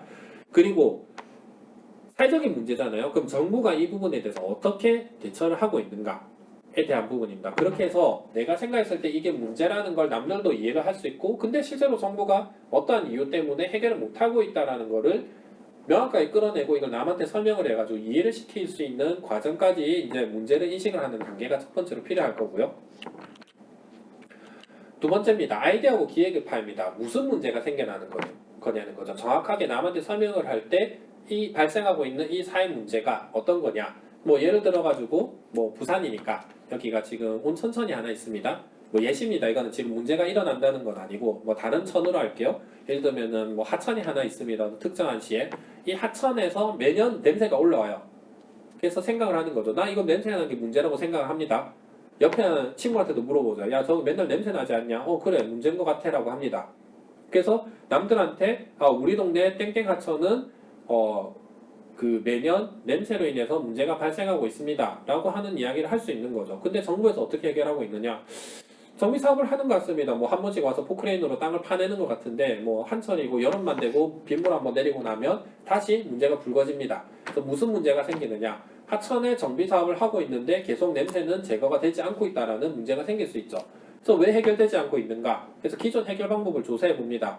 봤더니 여기가 하천이 애매하게 길어가지고 뭐 기초지자체 두 개를 물고 있는 겁니다. 그래가지고 한쪽에서는 정비를 하고 있는데 한쪽에서는 예산 배정을 안 해가지고 문제가 해결이 안 되거나 공동으로 대응을 해야 되는데 공동으로 대응을 하는 무슨 절차가 없기 때문에 항상 이제 경미하게 냄새가 심하다고 할 때만 한 번씩 쓰레기를 퍼내는 정도로 처리를 하고 있다라는 거죠. 그러면 이걸 해결할 수 있는 방법에서 우리가 어떻게 돈을 벌 수 있는가? 첫 번째 생각했을 때 그냥 단순히 생각해서 이게 정부의 일이다. 그러니까 비즈니스가 아니다. 나 비즈니스다라고 했을 때 일반적으로 들어가는 부분에서는 대규모 공사에서 접근을 한다고 하면 당연히 소규모 창업을 한다고 하는 입장에서는 선택하기가 어렵겠죠.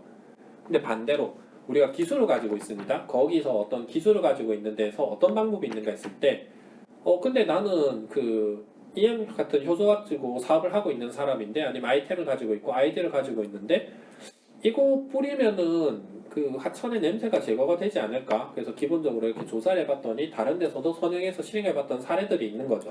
그래서 EM을 가지고 하천에다가 활동할 수 있는 내용들을 만든 거죠. 뭐 흙공을 EM을 들어간 흙공을 해서 뭐 몇 개를 투척을 하면은 뭐 일정 동안의 시간이 지나면 냄새가 이제 개선이 된다던가 하는 그런 형태에 대한 것들. 뭐 이건 물론 예시입니다. 실제 과학적으로 가능한지도 제가 일단 여부를 파악한 건 아니고 단순 예시를 든 거고요. 그렇게 해서 들어왔을 때 우리가 기회를 보고 아이템을 하고 이런 형태로 가능할 건가 했을 때 사회적인 가치와 경제적인 가치의 영역에 대해서 강도에 따라서 수치를 할 수 있어야 됩니다. 예를 들어가지고 우리가 EM 사업을 하고 있는데 강물에 이걸 넣으면 냄새가 제거가 될 거야 라고 하는 부분이 있어가지고 근거가 있어야 되는 거죠. 실제로 가능은 한데 얼마만큼 넣어야 되는가, 생각보다 많이 넣지 않아도 가능하다 라고 했을 때 그러면 사회적으로 가치 있는 거는 그렇게 정부에서 공사해서 하는 것보다 우리가 그냥 흙국 만들어서 몇 번 투척하는 거 해가지고 뭐 달에 한 번씩 해가지고 투척하면은 해결이 되네 라고 생각한다면은 그게 사회적으로 가치 있는 부분이죠. 환경이 개선이 되니까 경제적인 가치도 생각해 봐야 되는 거죠. 공사 수주할 바에서 우리한테다 이거 한번 납품 맡겨봐라. 최소 공사에 들어가는 비용만큼만 우리한테 주더라도 운영은 가능하다라고 하면은 이 사업은 실제로 가능하죠. 다만 이 부분을 정확하게 정량적으로 수치적으로 그리고 또는 실제로 해결되는 기대 효과나 결과물에 대해서 설명할 수 있는 구조로 나와지는지에 대한 가치를 파악을 해서 제시를 할 수 있는 단계까지 형성을 해야 된다는 거죠. 그래서 조사가 굉장히 많이 필요합니다. 그리고 특정하게 누군가 들어왔을 때 환경적인 문제 이슈를 들고 왔을 때 해결될 거라고 단순하게 제시할 때 저희가 항상 드리는 말이 있어요. 조사를 해서 정확하게 어떤 수치에서 대비를 해서 얼마만큼이 개선이 되고 거기에 비용이 얼마가 들어가는지를 꼭 알아오십시오라고 말씀을 드려요. 이 단계에서 파악하는 부분인데 실제로 그렇게 해야지 남한테 제시했을 때도 얼마만큼의 예산을 투여해야 되겠다라고 계산이 서지 않습니까? 그렇기 때문에 그런 통하는 과정이 필요하다라는 거고요. 그래서 기대치하고 범위는 명확해야 된다라는 걸 말씀드리고 이제 그 다음 단계로 이제 미션하고 비전을 정리를 하는 겁니다. 물론 처음에 정리를 할 수도 있습니다. 근데 우리가 사업 아이템에서 추출해서 계획을 파악을 하는 부분이기 때문에 이 단계까지 와서 미션을 정확하게 두는 거죠. 정체성을 명확히 해야 됩니다. 다루는 문제하고 그 영역에서 차별성. 아까도 이야기했듯이 여러 가지가 섞일 경우에는 문제가 깨질 수가 있죠. 그렇기 때문에 미션하고 비전이 정확하게 성립이 되어 있어야지 그 부분에 대해서 가져갈 수 있습니다. 쉽게 이야기하면 사업을 하기 전에 우리가 계획을 했을 때 회사를 딱 차리기 직전에 가장 중요한 게 뭐냐? 계획을 세우셔야 됩니다. 목표를 설정을 하셨다면 계획을 세우셔야 됩니다. 라고 했을 때 계획을 세울 때 가장 중요한 게 뭡니까? 라고 물어보면 이건 사회적 기업뿐만 아니라 사회적 경제력뿐만 아니라 일반적인 기업에서 가장 중요한 거 미션하고 비전입니다. 왜? 이거는 방향성입니다. 우리가 어떤 목표를 가지고 있습니다. 예를 들면 하천의 냄새를 제거하려는 목표를 가지고 있습니다. 그래서 최종적으로 이 하천은 냄새가 없는 깨끗한 하천이 될 겁니다라는 비전을 가지고 일을 해야 되는 거죠. 근데 그런 부분이 명확하게 안 써 있거나 다른 내용이 서 있다라고 하면 실제로 우리 사업에 동참하는 인원이 나는 생각을 정확하게 했지만 방향의 이 회사는 다르네 라고 생각을 한다면은 방향이 틀어지는 거죠. 뭐 한 가지 예시인데 사회적 기업을 하는 곳입니다. 굉장히 잘하고 있는 회사고 디자인을 통해 가지고 그 일자리를 마련하고 봉사를 하고 서비스를 하고 하는 굉장히 좋은 기업이 있습니다. 근데 거기서 나중에 일이 좀 잘 돼갖고 사업이 확장이 돼가지고 추가로 인원을 고용을 했죠. 근데 거기서 일하던 직원 한 명이 이런 이야기를 한 적이 있어요. 처음에 회사를 왔더니 이 회사의 사장님은 진짜 미친 사람인 줄 알았다라는 거죠. 왜 그랬냐고 했더니 나는 입사를 할 때 사회적 기업이라서 입사를 한 게 아니라 디자인 회사에서 디자이너를 뽑는다고 해서 입사를 했다. 근데 입사를 하고 나서 보니 사장님이 돈을 벌어가지고 사업을 따와가지고 내가 사업을 해가지고 인센티브 받기에도 빠듯한 상황인데 항상 보면은 한 번씩 나가가지고 공짜로 어딘가에 가가지고 계속 돈도 안 되는데 서비스를 제공을 하려고 한다는 거죠. 이 이야기는 뭐냐? 이 회사가 사회적 기업으로서 미션과 비전이 정확하게 성립이 돼 있고 들어오는 사람한테 그게 인지가 돼서 동의가 되어야지 납득을 할 수 있는 부분인데 물론 이분은 나중에 이 상황에 대해서 이해를 하고 동참을 한 부분입니다만 그게 안 된다고 하면 뒤에 들어온 입장에서는 일하는 게 이해가 안 되고 납득이 안 되겠죠. 간단한 부분이고 이거 좋은 건데 왜 안 해라고 이야기하는 건 나만 그렇게 생각할 수 있는 거잖아요. 모든 사람들이 다 똑같을 수는 없습니다. 100명이 있으면 100명 중에 한 명은 다른 생각을 할 수도 있죠. 근데 내가 이 회사 굉장히 좋다고 생각해서 99명도 똑같이 좋다라고 생각을 했지만 이 부분을 이해를 시키지 않고 동의가 안 됐을 때 들어왔던 사람 그 한 명이 이해를 못하고 반대하는 사람이라고 하면 문제가 생길 수 있죠. 그렇기 때문에 처음부터 사전에 우리 회사가 정확하게 어떤 목표를 가지고 있고 어떤 방향으로 해서 결론을 낼 거야라는 게 정확하게 나와져야 되고 그 과정에서 무엇을 제공을 하고 어떤 기준을 가지고 있는가 그것을 한 문장으로 정확하게 설명을 할 수 있는가 라고 하는 부분에 미션과 비전이 정확하게 정리가 되고 성립이 돼야 됩니다. 이거는 먼저 성립을 해도 됩니다. 내가 아이템을 정하진 않았지만 내가 해결하고자 하는 사회 문제가 있다면 그거에 대해서 명확하게 목표를 설정을 해도 됩니다. 근데 통상적으로는 사회적인 부분에서 아이템을 추출한다고 하지만 실제 운영하는 아이템들은 대부분 어느 정도 경험 기반이거나 또는 다른 데서 이제 창안에서 오는 부분이 있기 때문에 그런 부분에서 가미하는 부분에 있어서 결합을 할 수 있는 부분인가 라고 했을 때 선행과 선후행 과정을 생각해 보시면 될 것 같습니다. 이제 마지막으로 참여자 확보에 대한 부분입니다. 아까도 그 이야기를 했던 부분에 이어지는 부분입니다. 운영 방안에 대한 내용을 공개를 하고 가치하고 동기를 부여를 하고 무엇을 다룰 것이고 누구를 대상으로 할 것인지에 대해서 정확하게 설정이 되어 있고 업무 프로세스가 나와 있어야지 문제가 발생 안 합니다. 아까도 이야기했듯이 우리는 좋은 기업이고 좋은 일을 하고 나도 좋은 일을 하니까 들어올 때 우리 기업 좋은 기업입니다. 들어오십시오라고 이야기를 하고 명확하게 거기에 대한 미션이나 비전은 그냥 알아서 보십시오라고 했을 경우에 일어날 수 있는 문제를 해결을 하려면 그 부분에 대해서 참여자를 확보하는 과정에서 이 부분에 대해서 참여자 확보를 위해서 제시될 내용이 명확해야 된다라고 하는 것까지 말씀을 드리겠습니다.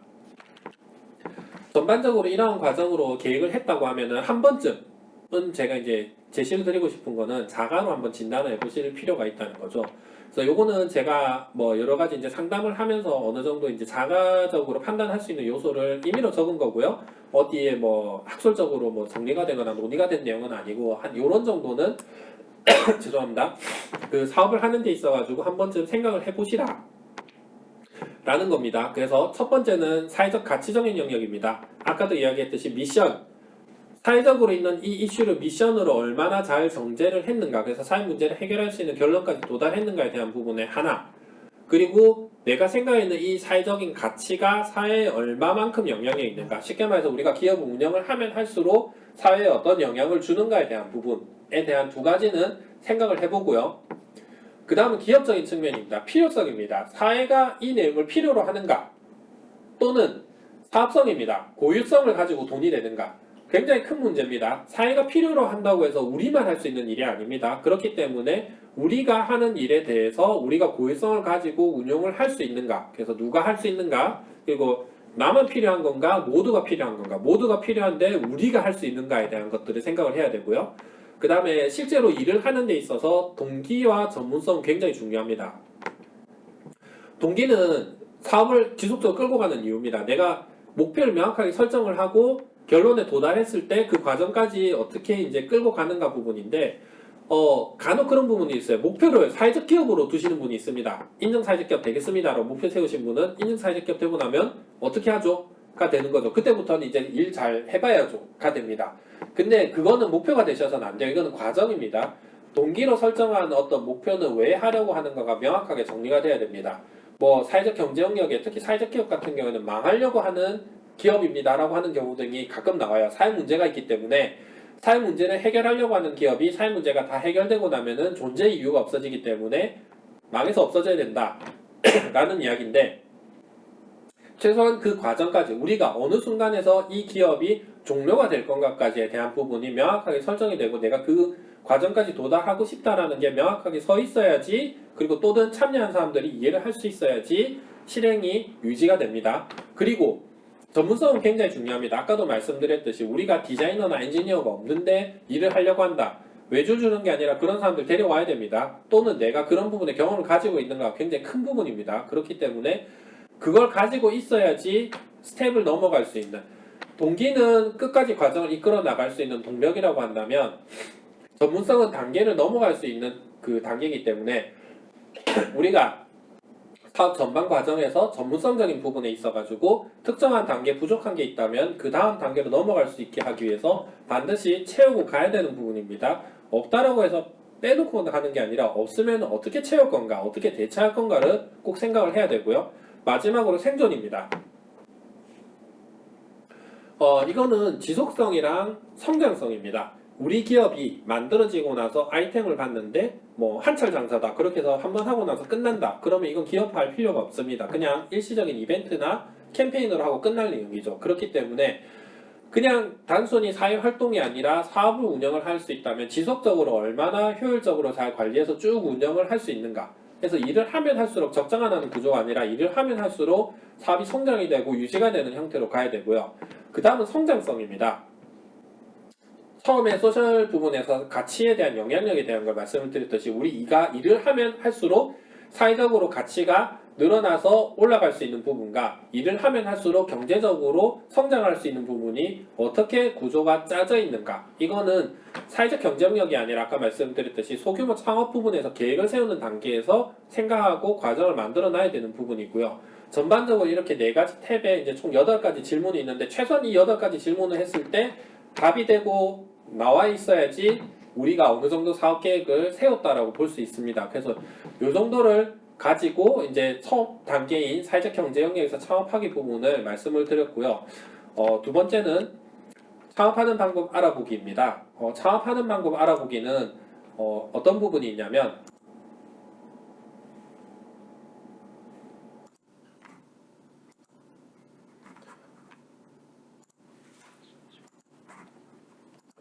네, 이제 창업하는 방법 알아보기입니다. 그래서 창업하는 방법 알아보기에서는 창업하는 모든 방법을 이제 다룰 수는 없지만 사회적 경제 영역에서 궁극적으로 이제 사회적 기업을 목표로 할 때 필요한 기업에 대한 이해와 그 중에서 법인에 대한 이해, 그리고 법인을 설립하는 방법만 골라서 좀 살펴보려고 합니다. 근데 이제 사실 법인 설립 자체가 개인이 준비하기에는 비용이나 시간적인 소모하는 부분이 있습니다. 그래서 전문가한테 좀 맡기는 경향이 크거나 사실 그게 좀 도움이 될 수도 있습니다. 그래서 각자의 판단이긴 한데 제가 드릴 수 있는 거는 개별 건건보다 이제 전반적으로 이러한 절차에서 진행이 된다는 걸 이야기를 드리고 싶은 겁니다. 그래서 내가 직접 하려고 한다면 좀 더 상세히 알아보셔야 되지만 이런 과정을 거친다라고 이해를 하는 부분과 내가 누구한테 맡긴다, 아까도 이야기했듯이 전문가한테 대행을 한다고 했을 때 이런 과정으로 진행이 되는다라는 것을 이제 이해를 하는 부분에 대한 것을 설명을 드리려고 합니다.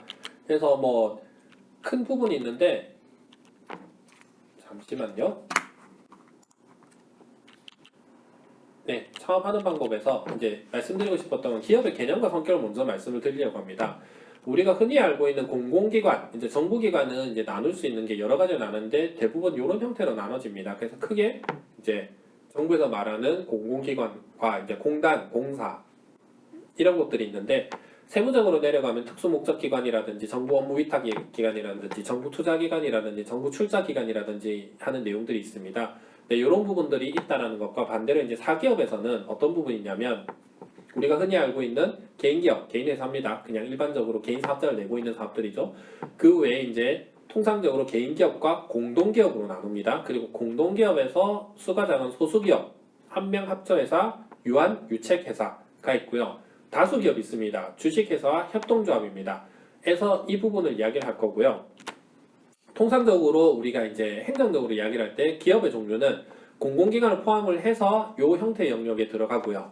그 다음에 제가 다루려고 하는 부분은 공기업적인 부분이랑 그 다음 개인회사는 빼고 공동기업에서 법인적인 영역에 대해서 창업하는 부분을 말씀을 드리려고 해요. 그래서 첫 번째로 보면 이제 법인이라는 것 자체가 이제 이렇게 설명이 되어 있는데 크게 이제 테두리만 보면 될 것 같습니다. 그 법인격을 띠고 있는 이제 내용이다라고 보시면 되고요. 그 쉽게 말하면 구성원이나 관리자와 별도로 권리를 취득하고 이제 의무를 부담하고 있는 형태. 이것도 말이 좀 어려운 것 같네요. 그래서 법적으로 설립된 그 인격이라고 밖에는 설명을 드릴 수가 없을 것 같아요. 그래서 요거는 행정적으로 법인을 만들면 우리가 출생신고하듯이 법인도 출생하는 등록에 대한 법인 등기상 전부 증명서가 만들어져서 거기에 따라가지고 이제 법인이 생성이 된다라고 봐주시면 될 것 같고요. 개인사업자는 이런 과정이 없습니다. 그래서 이런 법인이 있는데 이런 법인의 성격을 가지고 말씀을 드려야 될 것 같아요. 흔히 말하는 우리가 이제 주식회사나 뭐 사단법인이나 재단법인이나 이런 차이 등에 대해서 이야기를 할 때 그냥 알고 계신 분은 그냥 간단히 넘어가시면 되고요. 모르시는 분들 입장에서 그냥 이렇게 구조로 나뉩니다라고 설명드리는 건데 영리법인, 비영리법인입니다. 쉽게 말해서 돈을 다루는 법인과 돈하고 관련 없는 법인, 물론 돈을 다루지 않는 건 아닙니다. 라는 법인으로 나뉜다 정도로 이제 봐주시면 될 것 같고요. 뭐 가끔 가다 보면은 이제 사단법인, 여기서 제가 단체나 사단법인에서 민법 적용받아서 사단법인이 있습니다라고 이야기하는데 영리사단법인이 있습니다라고 이야기하시는 분이 있습니다. 뭐 이게 행정적으로 이야기하자면 딱 떨어지게 이야기해가지고 뭐 구분 내는 게 아니라 적용점을 이야기를 해가지고 구분 지어서 그냥 간단히 안내드리는 건데, 흔히 말하는 사단법인이라는 것 자체가 또 저기서 이야기하는 게 우리가 민법에서 말하는 사단법인 이게 아니라 그냥 사회단체, 이제 법인격 이야기하듯이 그냥 사회에서 활동을 하는 법인, 그 기업 이런 것들 이야기해서 영리사단법인이라고 이야기했는데 그거는 사실 상법을 적용받는 회사들을 말하는 구분점이고요. 실제로 지금 오늘 말씀드리려고 하는 영리법인과 비영리법인 구분은 법적으로 상법상으로 말하는 법인과 이제 민법상으로 말하는 법인에 의해 가지고 영리 활동에 대한 것을 중심으로 하냐 아니냐를 나누는 걸 설명을 드립니다. 그래서 그냥 사회 통념적으로는 영리법인 하면은 주식회사, 뭐 유한유책, 합자 한명회사, 협동조합 등이 있다라고 보시면 되고, 비영리법인으로는 민법 적용받아가지고 단체로 불리는 사단법인, 재단법인, 사회복지법인, 사회적 협동조합 등이 있다라고 이제 이해를 해주시면 될 것 같습니다. 그래서 한명, 합자, 유한, 유책 다 넘어가 있습니다. 여기 부분은 뭐 특별히 설명드릴 게 없어가지고 제가 이런 게 있습니다라고 페이지를 뒀으니까 참고만 하시고 거기에 대해서 세부적으로 보신다고 하면은 따로 찾아보시면 되고요. 통상적으로 사회적 기업 하시는데 대부분은 주식회사고요. 한두 차례 정도 유한회사 정도, 유한책임회사 정도가 있었습니다. 그래서 이 부분에 대해서는 간단히 주식회사를 그냥 설명하고 넘어갈게요. 주식회사라는 거는 회사의 권리를 주식으로 만들어서 그 주식을 분배를 해서 가지고 있는 주주들이 대표가 돼서 1인 1주, 1주 1표제를 행사를 하는 회사다라고 보시면 될 것 같고요. 그 인수한 가액에, 그러니까 주식의 이제 한도 내에서 간접적으로 또는 유한적으로 책임을 지는 회사라고 봐주시면 될 것 같습니다. 그래서 다음으로 이제 비영리법인의 사단법인과 재단법인을 설명을 드리려고 합니다. 사단법인하고 재단법인은 기본적으로 주무관청에 이제 허가를 받아서 설립한 단체를 말합니다. 그래서 재단법인이라는 것 자체가 특정한 목적에 출연된 재산으로 주무관청이 허가를 받아서 설립된 거고요. 사단법인하고 재단법인의 구분을 짓는 차이는, 사단법인은 참여한 구성원이 필수 요소입니다. 그래서 법인의 의사가 총회에서 결정이 되고요. 재단법인은 출연된 재산이 필수 요소입니다. 사람이 아니라. 그래서 법인의 의사는 설립자에 따라 가지고 운영이 된다라고 봐주시면 될 것 같고요. 글자가 조금 깨져서 죄송합니다. 이제 그 부분은 이제 확인만 해주시면 될 것 같고요. 저기서 또 표시가 이제 사단법인의 그 영리라고 표시되어 있는 거는 그 일반적으로 상법상 회사를 말한다라는 걸로 이제 봐주시면 될 것 같습니다. 그래서 이제 집중적으로 이야기할 거는 이제 주식회사입니다. 그 법인 설립하는 과정인데, 기본적으로 창업을 하면 개인 사업자로 운영을 하거나 아니면 법인 사업자로 운영을 하게 됩니다. 그래서 개인의 역량으로 기업의 이제 운영이 능력이 되는 개인 사업자하고 참여자들, 그러니까 대표자뿐만 아니라 이 회사에 참여하는 참여자들의 역량에 따라서 기업에 이제 차이가 난다라는 부분이 있고요. 그래서 이제 차이점을 이야기를 한다면 그냥 개인 사업자는 관할 세무서에 그냥 사업자 등록을 신청을 하면 됩니다. 뭐 법인처럼 출생신고를 내는 개념이 아니라 그냥 우리가 세법상 내가 사업 활동을 합니다. 내 개인이 꼴 회사인 경우로 봐주시면 될 것 같고요. 법인 사업자는 법원에다가 우리가 법인이란 게 출생을 했습니다라고 신고를 해서 등록을 하고요. 이 법인 이름으로 사업자에서 세법 활동을 하는 사업자 등록을 내셔야 되는 과정이 있습니다. 그렇게 해서 이제 좀 달라지신다고 보면 되고, 나머지 절차도 참고를 일단 하시면 될 것 같고요. 그래서 주식회사 설립하는 과정을 말씀을 드리면 기본적으로 발기인 구성이라고 하는데 이 회사를 설립을 하겠다라고 생각하시는 사람들이 모여가지고 구성을 하고 거기에 대해서 법인 이름이라든지 이 회사가 어떤 식으로 그 일을 할 거고 어떤 내용을 할 건지에 대한 것들을 결정을 해서 이것을 회사의 이제 바이블이죠. 그걸 정관을 작성을 합니다. 그래서 이 정관을 작성을 하고 정관에 따라서 이제 주식이 발생을 하는 사항을 결정을 합니다. 그렇게 해서 그 일반적인 과정에 대해서 우리가 회사를 설립할 거를 정리를 해서 설립을 하면요. 나머지 행정적으로 등록을 하고 회사를 설립을 등기를 하고 법인 설립을 신고를 합니다. 그렇게 해서 출생이 되는 거고요. 그 과정에서 만들어진 회사가 실제로 영업 활동을 하려고 하면 사업자 등록을 별도로 세무서에다 신고를 하셔서 사업을 하신다라고 보시면 되고요. 기본적으로 그렇기 때문에 회사가 출생을 했다는 선언을 하는 게 있습니다. 그게 창립총회입니다. 그래서 창립총회 전까지는 이렇게 법인이 생겨납니다라는 과정들을 만들어가는 거고요. 창립총회를 통해 가지고 이 회사에 대해서 우리가 계획했던 대로 대표자도 선임을 하고 임원도 서명을 하고 뭐 필요한 다른 필수 사항들을 생성을 해서 그거에 대해서 법원에 가서 등기를 해서 회사를 설립을 하고 거기에 따라서 세무서에서 세법 활동을 한다라는 과정으로 봐주시면 될 것 같습니다. 그래서 전반적인 절차는 이렇게 봐주시면 될 것 같고요. 기본적으로 이제 그 설립에 대해서 발기 설립과 모집 설립이 있는데 이 부분은 제가 넘어가도록 하겠습니다.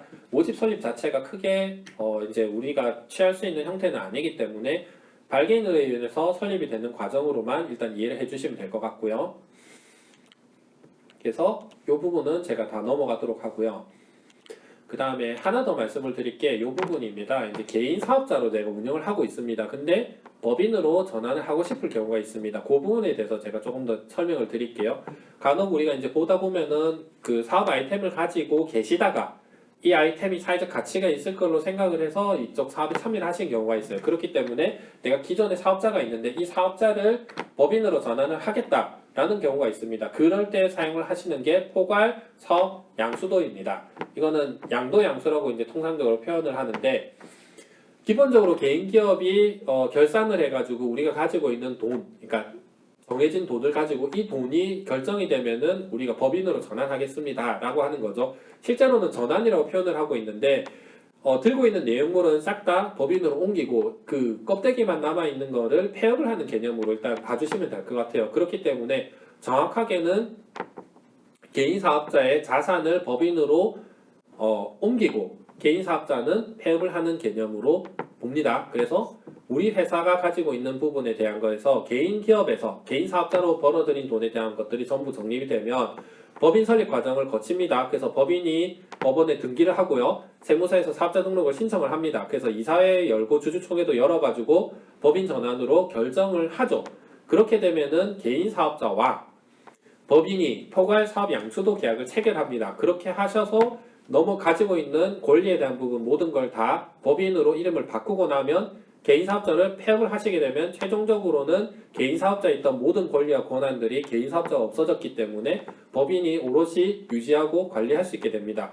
그리고 결국 그 상황에서 발생하는 이제 세금, 이제 부동산 관련 명의 이전, 그다음 양도소득에 관련된 세금 처리 과정 등을 거쳐서 진행을 하는데 가끔 그런 경우가 있어요. 개인 사업체 자체에서 법인으로 사업을 넘기는 데 있어서 사업 아이템은 내가 대표자도 법인에서 하기 때문에 크게 옮길 게 없는 경우가 있습니다. 뭐 특허라든지 권리라든지 이런 게 아니라 그냥 맨파워로 한다던가 아니면 가지고 있는 아이템 자체가 그대로 엔지니어나 디자이너의 역량이기 때문에 그대로 법인으로 넘기는 과정으로 넘어가고 나면 사실 폐업만 하고 세금 처리만 하시면 됩니다. 근데 세금이 너무 크게 발생을 하거나 개인 사업자가 가지고 있는 부분이 뭐 물론 돈이 남으면 좋겠지만 이제 부채가 있는 상황이다 하면은 청산이 되어야 되기 때문에 쉽게 정리가 안 되시는 경우가 있어요. 그래서 이중으로 법인을 설립을 하시고 개인 사업자를 유지하시는 경우가 있는데 혹시 이런 경우라면은 사실 사회적 기업을 신청해서 들어가실 때는 오히려 장애가 되실 수가 있으세요. 그렇기 때문에 명확하게 개인 사업자에서 법인으로 전환을 하시거나 또는 내 개인 사업자는 개인 사업자대로 가지고 있는 아이템으로 사업을 하고 별도의 다른 사업 아이템으로 분리된 사업을 하시거나에 대한 부분으로 과정을 가져가셔야 됩니다. 그렇기 때문에 혹시 지금 내가 미리 사업체를 설립을 하시고 폐업된 상황이 아니고 이 사업을 법인으로 전환을 하신다고 하면은 그런 부분들을 좀 고려를 해보실 필요가 있습니다.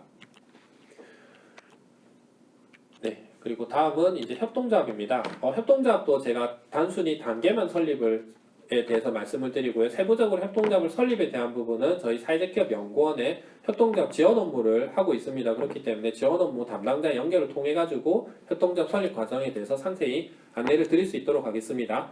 그래서 협동조합에 대한 부분을 말씀을 드리면 기본적으로 주식회사에 설립하는 과정과 거의 동일하다고 보시면 됩니다. 상법상 법인격이고요. 그래서 법인의 한 그 형태로 보고 있기 때문에 운영하는 방식이 다르지 설립하는 방식은 대동소이하다라고 보시면 되고요. 그래서 필수적인 내용이 달라진다 정도 보시면 되고요. 협동조합 같은 경우는 기본적으로 발기인을 모을 때 설립하는 과정에서 최소 인원에 대한 규정이 있습니다. 주식회사는 그 규정이 없습니다. 근데 협동조합은 최소 5인 이상이 이 목적에 동의하는 인원으로 모여서 설립을 해야 된다라는 부분이 하나가 차이 나는 게 있고요. 그 다음에 정관을 작성을 하는 데 있어서 필수 작성하는 사항에 협동조합에서 요구하는 내용들이 추가가 되어야 된다. 저기 적혀있는 내용들처럼 내용이 들어있어야 된다라는 부분이 있고요. 그러고 나서 설립 동의자를 모집하는 부분에 있어서는 그냥 기본적인 단계에서 동일하게 가시면 됩니다. 물론 세부적인 목적은 이 협동조합의 그 조합 목적의 성격에 부합하고 동의하는 사람들을 모으시는 거고요. 그래서 이 그 협동조합이 탄생했습니다라는 창립총회를 개최를 하고 나서 그 개최에 대해서 법적으로 이제 설립을 신고를 하시는 거고요. 이 신고는 이제 보통 그 주식회사는 이제 법원에다가 하는데 여기 같은 경우에는 설립 신고를 어디다 하느냐? 부산광역시 같은 경우에는 부산광역 그 광역지자체에다가 신고를 하는데 접수 자체는 이제 기초지자체를 통해서 하도록 되어 있습니다. 그래서 이런 과정은 이제 그 지원기관 통해서 안내를 받을 수 있고요. 이렇게 해서 설립 신고가 되면은 사무를 인계합니다. 그래서 기본적으로 신고 확인증에 따라서 발기인이 이제 창립총회에서 설립된 이사장에게 사무 인계를 해주죠. 그러면은 실질적으로 효력이 발휘가 되고요. 그러고 나서 출자금을 이제 납입을 해서 확정적으로 사업할 수 있는 상태가 되면 이제 설립 등기를 완료를 하시게 됩니다. 이 과정을 통해서 이제 협동조합이 설립이 되시면 마찬가지로 그 세법상 활동을 하기 위해서는 사업자 등록 신고를 반드시 다시 하셔야 되고요. 다음 단계로 이제 비영리 사단법인에 대해서 설립하는 과정인데 이것도 그냥 간단히 설명만 하고 쭉 넘어가도록 하겠습니다. 사단법인도 이제 법인이기 때문에 목적을 정하고 명칭을 정한 다음에 정관을 작성하고 창립총회를 개최를 합니다. 과정은 동일합니다. 세부적으로 들어가는 내용이 조금 달라지는 거고요. 대신에 사단법인 같은 경우에는 설립 대상이 있지 않습니까? 그렇기 때문에 이 사단법인의 목적에 따라서 어느 주무관청에 등록을 하느냐에 따라 달라지는데 사단법인은 설립 허가를 받아야 되는 부분이 있습니다. 그렇기 때문에 내가 특정한 목적을 달성을 하겠다, 환경을 해결하겠다, 그러면은 뭐 환경부일 수도 있고요. 그 다음에 뭐 국민의 이제 뭐 건강 관련 쪽을 하겠다, 보건복지부일 수 있습니다. 또는 부산광역시 안에서 뭐 내가 일자리 관련으로 문제를 해결하겠다, 그럼 부산광역시 안에 일자리 관련 담당 과가 있을 겁니다. 해당 과를 통해서 설립 허가를 낼 수 있습니다. 이런 부분에 있어가지고 우리가 어디에다가 주무관청으로 두고 신고를 하는지를 잘 모르겠습니다라고 할 경우에는 사업에 대한 내용에 따라가지고 해당 사업을 다루고 있는 중앙부처 또는 광역지자체, 기초지자체 안에서 해당 사업을 내용을 다루고 있는 담당과를 검색을 해보시면 그 안에 사단법인 관련해가지고 설립 인가를 담당하는 업무 담당자가 지정이 되어 있습니다. 그 담당자를 통해서 설립 허가를 신청을 하실 수 있고 관련 세부 내용을 조금 알아보시려면은 담당자한테 연락을 하셔서 문의를 하시면 됩니다.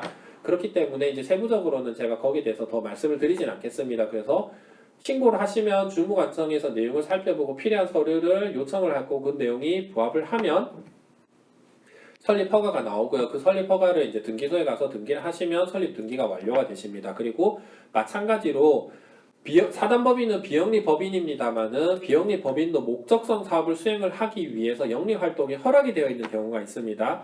가능한 사단법인 같은 경우에는 목적성 사업을 수행을 하기 위해서는 이제 고유번호증에서 사업을 하시거나 별도로 사업자 등록증을 내시고 사업을 하셔야 됩니다. 그래서 고유번호증은 지출만을 실행을 할 경우에는 고유번호증으로 사업을 할 수 있습니다. 근데 수입이 들어오고 거기에 대해서 수입에 따라서 다시 지출하는 세법적인 활동이 일어난다고 하면은 비영리 법인이라고 할지라도 사업자 등록을 하셔야 됩니다.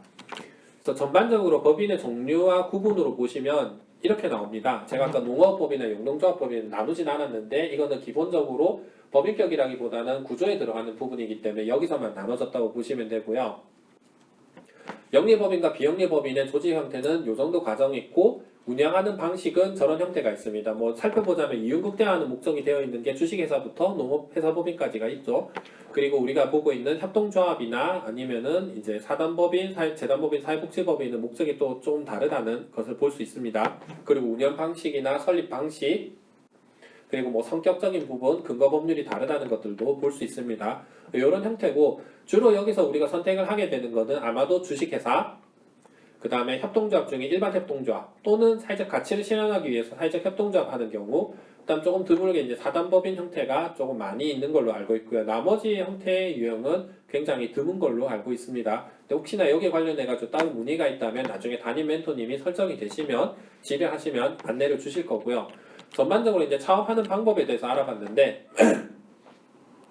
사실 절차만 이해하면 매우 간단합니다. 근데 이제 실생활에서 잘 사용되지 않은 용어가 많아서 이제 어려워 보이기 때문에 제가 그냥 간단히 말씀을 드린 거고 용어도 크게 제가 설명을 안 했습니다. 그래서 그런 부분에 대한 것들이 이런 과정이 있습니다 정도 이해를 하시면 되는 거고요. 중요한 거는 이제 그 스타트 라인에 섰다는 겁니다. 법인을 만드는 것보다 운영하는 게 더 중요하고 어려운 부분이고요.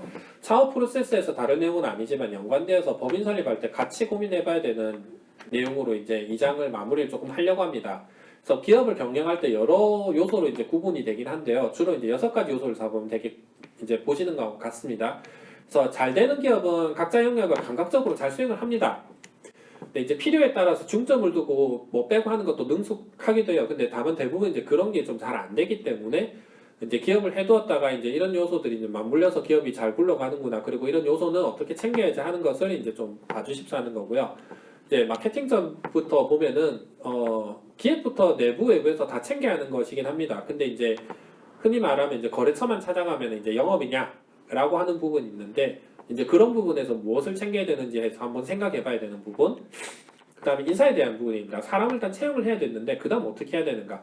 최근에 이제 흐름은 그냥 단순히 인사라고 해서 채용 전부터 이제 고민해서 채용 후에 어떻게 관리할 건가. 사람이 한 명이 늘 때마다 접점이 있는 곳은 모두 문제가 발생을 생각한다 하고 문제가 발생한다고 생각하고 거기에 대해서 해결할 방침을 이제 정한다.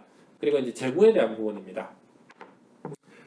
제일 어려워하시는 부분이기도 합니다. 그 우리 회사가 법인이 되죠. 그래서 지갑에 들어있는 돈만 생각하는 이제 단식부기가 아니라 복식부기를 하고 현금 흐름을 이해를 해야 되는데 재무제표를 읽을 줄 모르시는 분들이 의외로 많습니다. 그러니까 눈 뜨고 사기당하기 딱 좋습니다. 그렇기 때문에 앞에서 이야기했듯이 마케팅적인 부분 약하다 그러면은 학습적으로 이제 뭐 채우거나 아니면 지원을 할 수 있습니다. 인사적인 부분은 사실은 대표님이 가장 크게 챙겨야 되는 부분이죠. 모든 게. 반대로 가장 기본적으로 법인 설립 전에 내가 할 수 있는 부분에서 채워야 될 거 뭐냐? 라고 하면 저는 이제 재무제표 읽는 법을 조금 배우시라. 왜냐하면 우리 회사가 돈이 어떻게 흘러가고 어떤 상황이고 지금 뭘 해야 되는지를 재무제표를 읽을 줄 알면 해결할 수 있습니다. 그 다음에 정보의 부분이 있습니다. 그 사업을 하는 데 있어서 단기랑 장기의 목표가 있고요. 목표에 따라서 외부 환경 요인의 변화에 따라서 어떻게 맞춰 나갈지에 대한 정보가 어디서 구할지에 대한 게 명확하게 정리가 되어 있어야 되는데 사실 그런 부분이 이제 잘 안 되는 경우 있습니다. 그러다 보면 나중에 내일 뭐 하지?가 되는 상황이 생깁니다. 이제 다음은 관리에 대한 부분인데 월말이 바쁜 이유에 대해서 사실 잘 모르시는 분이 있어서 이걸 제가 되게 의외라고 생각을 했는데 어떤 분은 사업 특성상 그럴 일이 없다라고 이야기하시기도 합니다. 근데 그 문서 작성을 하는데 그 저장 한 번도 안 하고 작업하는 거랑 똑같습니다. 월말이 바쁘지 않다는 거는. 이게 무슨 말이냐면 월말에 해야 되는 거는 돈이 나가는 부분도 있고 사람 관리에 대한 부분도 있고 사업을 한 부분도 있습니다. 이런 부분들을 달별로 관리를 하는 기업 입장에서 월말이 미친 듯이 바쁠 수가 있습니다. 근데 관리를 하지 않는 기업은 그냥 알아서 다 할 수 있는 상황이라고 하면은 괜찮죠. 그냥 통장에 있는 돈만 봐도 누구한테서 돈이 나왔고 누가 돈이 들어가고가 다 관리가 된다면 괜찮은데 그게 아니라면은 기업에서 기본적으로 앞서 이야기했던 마케팅, 인사, 재무, 정보에 대한 부분은 모두 관리를 해야 되고 특정 시점에서 관리를 한다면 그게 아마 월말일 확률이 높죠. 뭐 생산입니다. 뭐 서비스일 수도 있죠. 그래서 어쨌든 기업이 파는 상품이 이제 핵심인데 인력이랑 시간을 재료로 돈이라는 에너지를 써서 이제 작업을 하는데 라면에 넣는 물 좋다 고민하는데 생산하는데 이제 제품을 어떻게 생산하고 서비스를 어떻게 구축하는데 고민을 안 할 수가 없죠. 그래서 가장 핵심적으로 고민을 해봐야 되는 부분입니다. 이렇게 6가지 정도를 제가 놨던 거는 계획을 하고 나서 계획에 따라서 운영하는 과정에서 돌발 상황이 생길 수도 있고 여러 가지 요소들이 생길 수 있는데 계획이 세워져 있지 않다라고 하면 저 6가지 요소를 감각적으로만 운영하려고 한다면 저런 상황들이 발생을 할 수도 있다는 부분, 또 저런 부분이 있었을 때 우리가 이런 부분들을 고민을 하고 있어야 된다는 부분일 수도 있고 실제로 이제 최종적으로 일을 하다가 보면은 저 상황에 닥치는 일들이 굉장히 많을 거라는 부분 등이 있어서 이 내용을 중심으로 2장의 내용을 마무리하고요. 마지막으로는 창업부터 사회적 기업까지로 거창하게 해놨는데 여기는 간단한 부분입니다. 사회적 기업에 대한 이야기를 조금 해보려고 합니다. 물론 창업하는 부분에 있어가지고 사회적 경제 영역이라서 다른 부분이 있지만 사회적 기업에 대한 부분 이야기를 조금 하고 싶어서 이제 말씀을 드리는 부분이고요. 일단은 사회적 기업에 대한 정의는 아마 다 아실 거고 어느 정도 교육을 받으셨을 거기 때문에 사회적 기업에 대한 그 기대하는 부분과 사회적 기업에 대한 그 영역에 대한 부분을 말씀을 드리려고 해요. 앞에 뭐 어떻게 창업을 하는지에 대해서 이야기했을 때 사회적 기업이라는 걸 씌우지 않는다면은 우리가 회사를 뭐 그냥 일반 개인 사업자를 할 수도 있고요. 법인을 할 수도 있을 겁니다. 그래서 법인을 했다고 했을 때 영리법인이 있고요. 아까도 이야기했듯이 비영리법인이 있습니다. 전통적인 기업이라고 하는 걸 영리적인 법인이라고 하면 전통적인 비영리 기관이 이제 사단법인, 사회복지법인, 재단법인 등이 있을 수 있겠죠. 그러면 사회적 기업은 거기서 어떤 부분이 차이가 나는가를 말씀을 드리면 전통적인 비영리 기관은 아까도 말씀드렸듯이 목적성 사업에는 수익 활동은 가능하다고 했죠. 근데 기본적으로 비영리 기관들은 특정한 그 목적에 따라서 지출을 하는 기관입니다. 그래서 잘 짜여진 예산대로 비용을 소모를 하면 이제 잘된 프로그램을 했기 때문에 잘된 복지가 됩니다. 근데 예산을 받았는데 돈이 남으면 왜 돈이 남았어요? 돈이 모자라면 큰일이 나죠. 왜 돈이 모자랍니까가 되는 상황입니다. 근데 사단법인이라도 사회적 기업이면 수익 활동을 하기 때문에 돈을 법니다. 기업이기 때문에 예산처럼 사용을 해서 다 없애는 게 아니라 기업처럼 운영을 해서 번 돈으로 지속적으로 굴러갈 수 있는 구조를 마련한다는 겁니다. 물론 회계 처리 구조에서 연말에 처리하면은 이제 정산해서 0이 되는 건 맞는데 그게 다음 해에 운영할 것까지 다 포기를 하고 하는 게 아니라 다음 운영까지 순환해서 지속적으로 운영할 수 있는 형태로 회계가 구조가 짜여지고 사업이 운영이 되어야 된다는 걸 말하는 거고요. 반대로 전통적인 기업입니다. 주식회사를 빗대서 이야기하면 주식회사에서 뭐 크게 말한 대기업들도 연말에 사회공헌 활동 되게 많이 합니다. 뭐 김장당국이 행사, 뭐 쌀 기부 행사, 아니면 진짜 그냥 직접 기부 굉장히 큰 액수를 합니다. 웬만한 기업들보다 더 크게 하기 때문에 굉장히 좋은 활동이죠. 근데 대기업에서 전체에서 비율로 보면 굉장히 소규모입니다. 너무 큰 기업이기 때문에 그 정도로는 비용이 차이가 안 나는 거죠. 반대로 이야기하면 사회적 기업은 설립하는 목적 자체가 주식회사로 설립이 되었지만 해결하려고 하는 목표 자체가 아까도 말씀드렸듯이 사회 문제를 해결하는 방향이기 때문에 이 문제를 해결하는 과정에 따라서 운영을 하느냐 아니면 내가 기분이 내킬 때 사회공헌 활동하고 번 돈을 가지고 활동을 하느냐에 대해 차이가 난다는 거죠. 쉽게 말하면 주식회사에서 사회공헌 활동하는 건 해도 되고 안 해도 됩니다. 근데 사회적 기업은 우리 회사가 그걸 하기로 정하고 만들어졌기 때문에 너무나도 당연히 그 일을 해야 된다라는 거죠. 그래서 사회적 가치를 실현하는 부분에 있어서 영리기업과 차이는 반드시 사회적 가치를 실현하겠다. 그리고 비영리기관에 있어서는 우리가 기업이기 때문에 수익을 창출하겠다. 이 혼합적 가치를 가지고 있는 게 사회적 기업이라고 보시면 될 거고요. 정부에서는 기본적으로 그래서 지속가능한 일자리 제공, 사회서비스 확충, 윤리적 시장 확산, 지역사회 활성화를 기대를 했습니다. 뭐 세세적으로 제가 이거를 설명을 드리면 좋겠지만 다음에 혹시나 사회적 기업 관련 교육이 있으면 제가 따로 말씀드리고 간단하게만 언급하고 넘어가겠습니다. 지속가능한 일자리 제공이라는 거는 사회적 기업, 특히 우리나라에서 이제 특정하게 사회 구조적으로 발생시키는 규범적으로 꼭 해결해야 될 문제는 IMF 시절 이후 꾸준히 똑같았습니다. 일자리입니다. 일을 하고 싶은데 일자리가 없는 상황에 대해서 이 부분을 해결하는 거죠. 그래서 취약계층만 일하는 게 아니라 모두 다 함께 일할 수 있는 일자리를 지속 가능하게 제공할 수 있기를 기대하는 게 첫 번째로 사회적 기업에 기대하는 부분입니다. 두 번째는 사회 서비스에 대한 부분입니다. 정부에서 사회 문제를 해결하는 데 들어가는 비용은 항상 이제 세금으로 매몰이 되고 있죠. 근데 사회적 기업이 하나 나옵니다. 알코올 중독자 10명을 치료하는데 연간 그 정부에서는 뭐 센터도 만들고 시설도 들어가고 관리하는 인원도 넣고 하기 때문에 천문학적인 비용이 들어가죠. 근데 사회적 기업 한 군데가 알코올 중독자인 분들을 데리고 그분들을 이제 케어하면서 다시 사회 구성원으로 활동할 수 있게 도와줍니다. 그러면은 그 천문학적인 액수가 세이브가 되면 어디로 갑니까? 다시 다른 사회복지 서비스를 제공하는 데 투여가 되겠죠. 이 두 축이 사회적 기업의 역할로서 기대가 되는 부분입니다. 그리고 이러한 기업이 활동을 한다는 것은 취약계층을 대상으로 하고 있기 때문에 취약계층이 많이 있는 지역에서 활동을 할 겁니다. 그렇기 때문에 취약한 그 계층이 많이 있는 지역 자체가 지역이 취약하다는 부분이기 때문에 기업이 들어와서 활동을 하면 할수록 취약한 문제가 해결이 되니까 지역에서 사회 문제가 해결되고 지역 사회가 다시 활성화되고 특히나 경제적인 기반에 대해서 순환할 수 있는 구조가 될 거라고 기대했죠.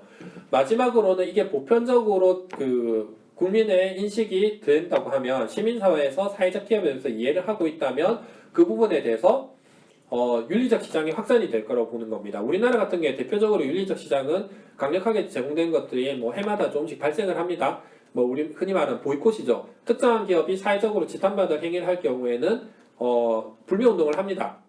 마찬가지로 사회적으로 굉장히 호의가 있는 기업들, 요새 말하는 흔히 말하는 돈줄을 내준다라고 표현을 하죠. 굉장히 돈 있고 가치 있는 일을 하는 기업들 같은 경우에는 선호해서 물건을 구매하려고 합니다. 그런 과정이 그냥 민간 차원에서 소소하게 일어나는 게 아니라 그냥 시민의식 자체가 기본적으로 베이스가 될 거라고 기대를 하는 거죠. 생각해보면 지금 우리나라에서 어느 정도는 그런 부분이 또 도입이 됐다고 볼 수도 있을 것 같긴 하네요.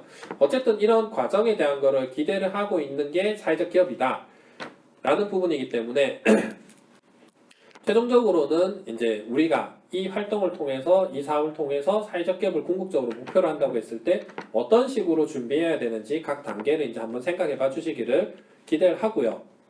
그래서 기본적으로 사회적 기업이라는 게 이윤 극대화와 사회 문제 해결 사이에서 핵심 목표의 지향점 차이가 난다는 것을 조금 이해를 부탁을 드리고요.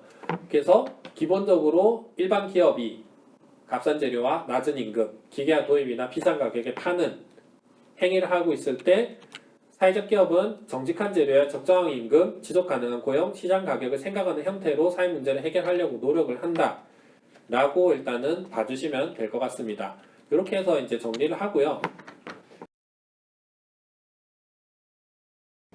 최종적으로 제가 오늘 말씀드렸던 거는 기본적으로 창업을 하기 전에 무엇을 해야 되는가, 목표 설정, 사업을 계획을 한다.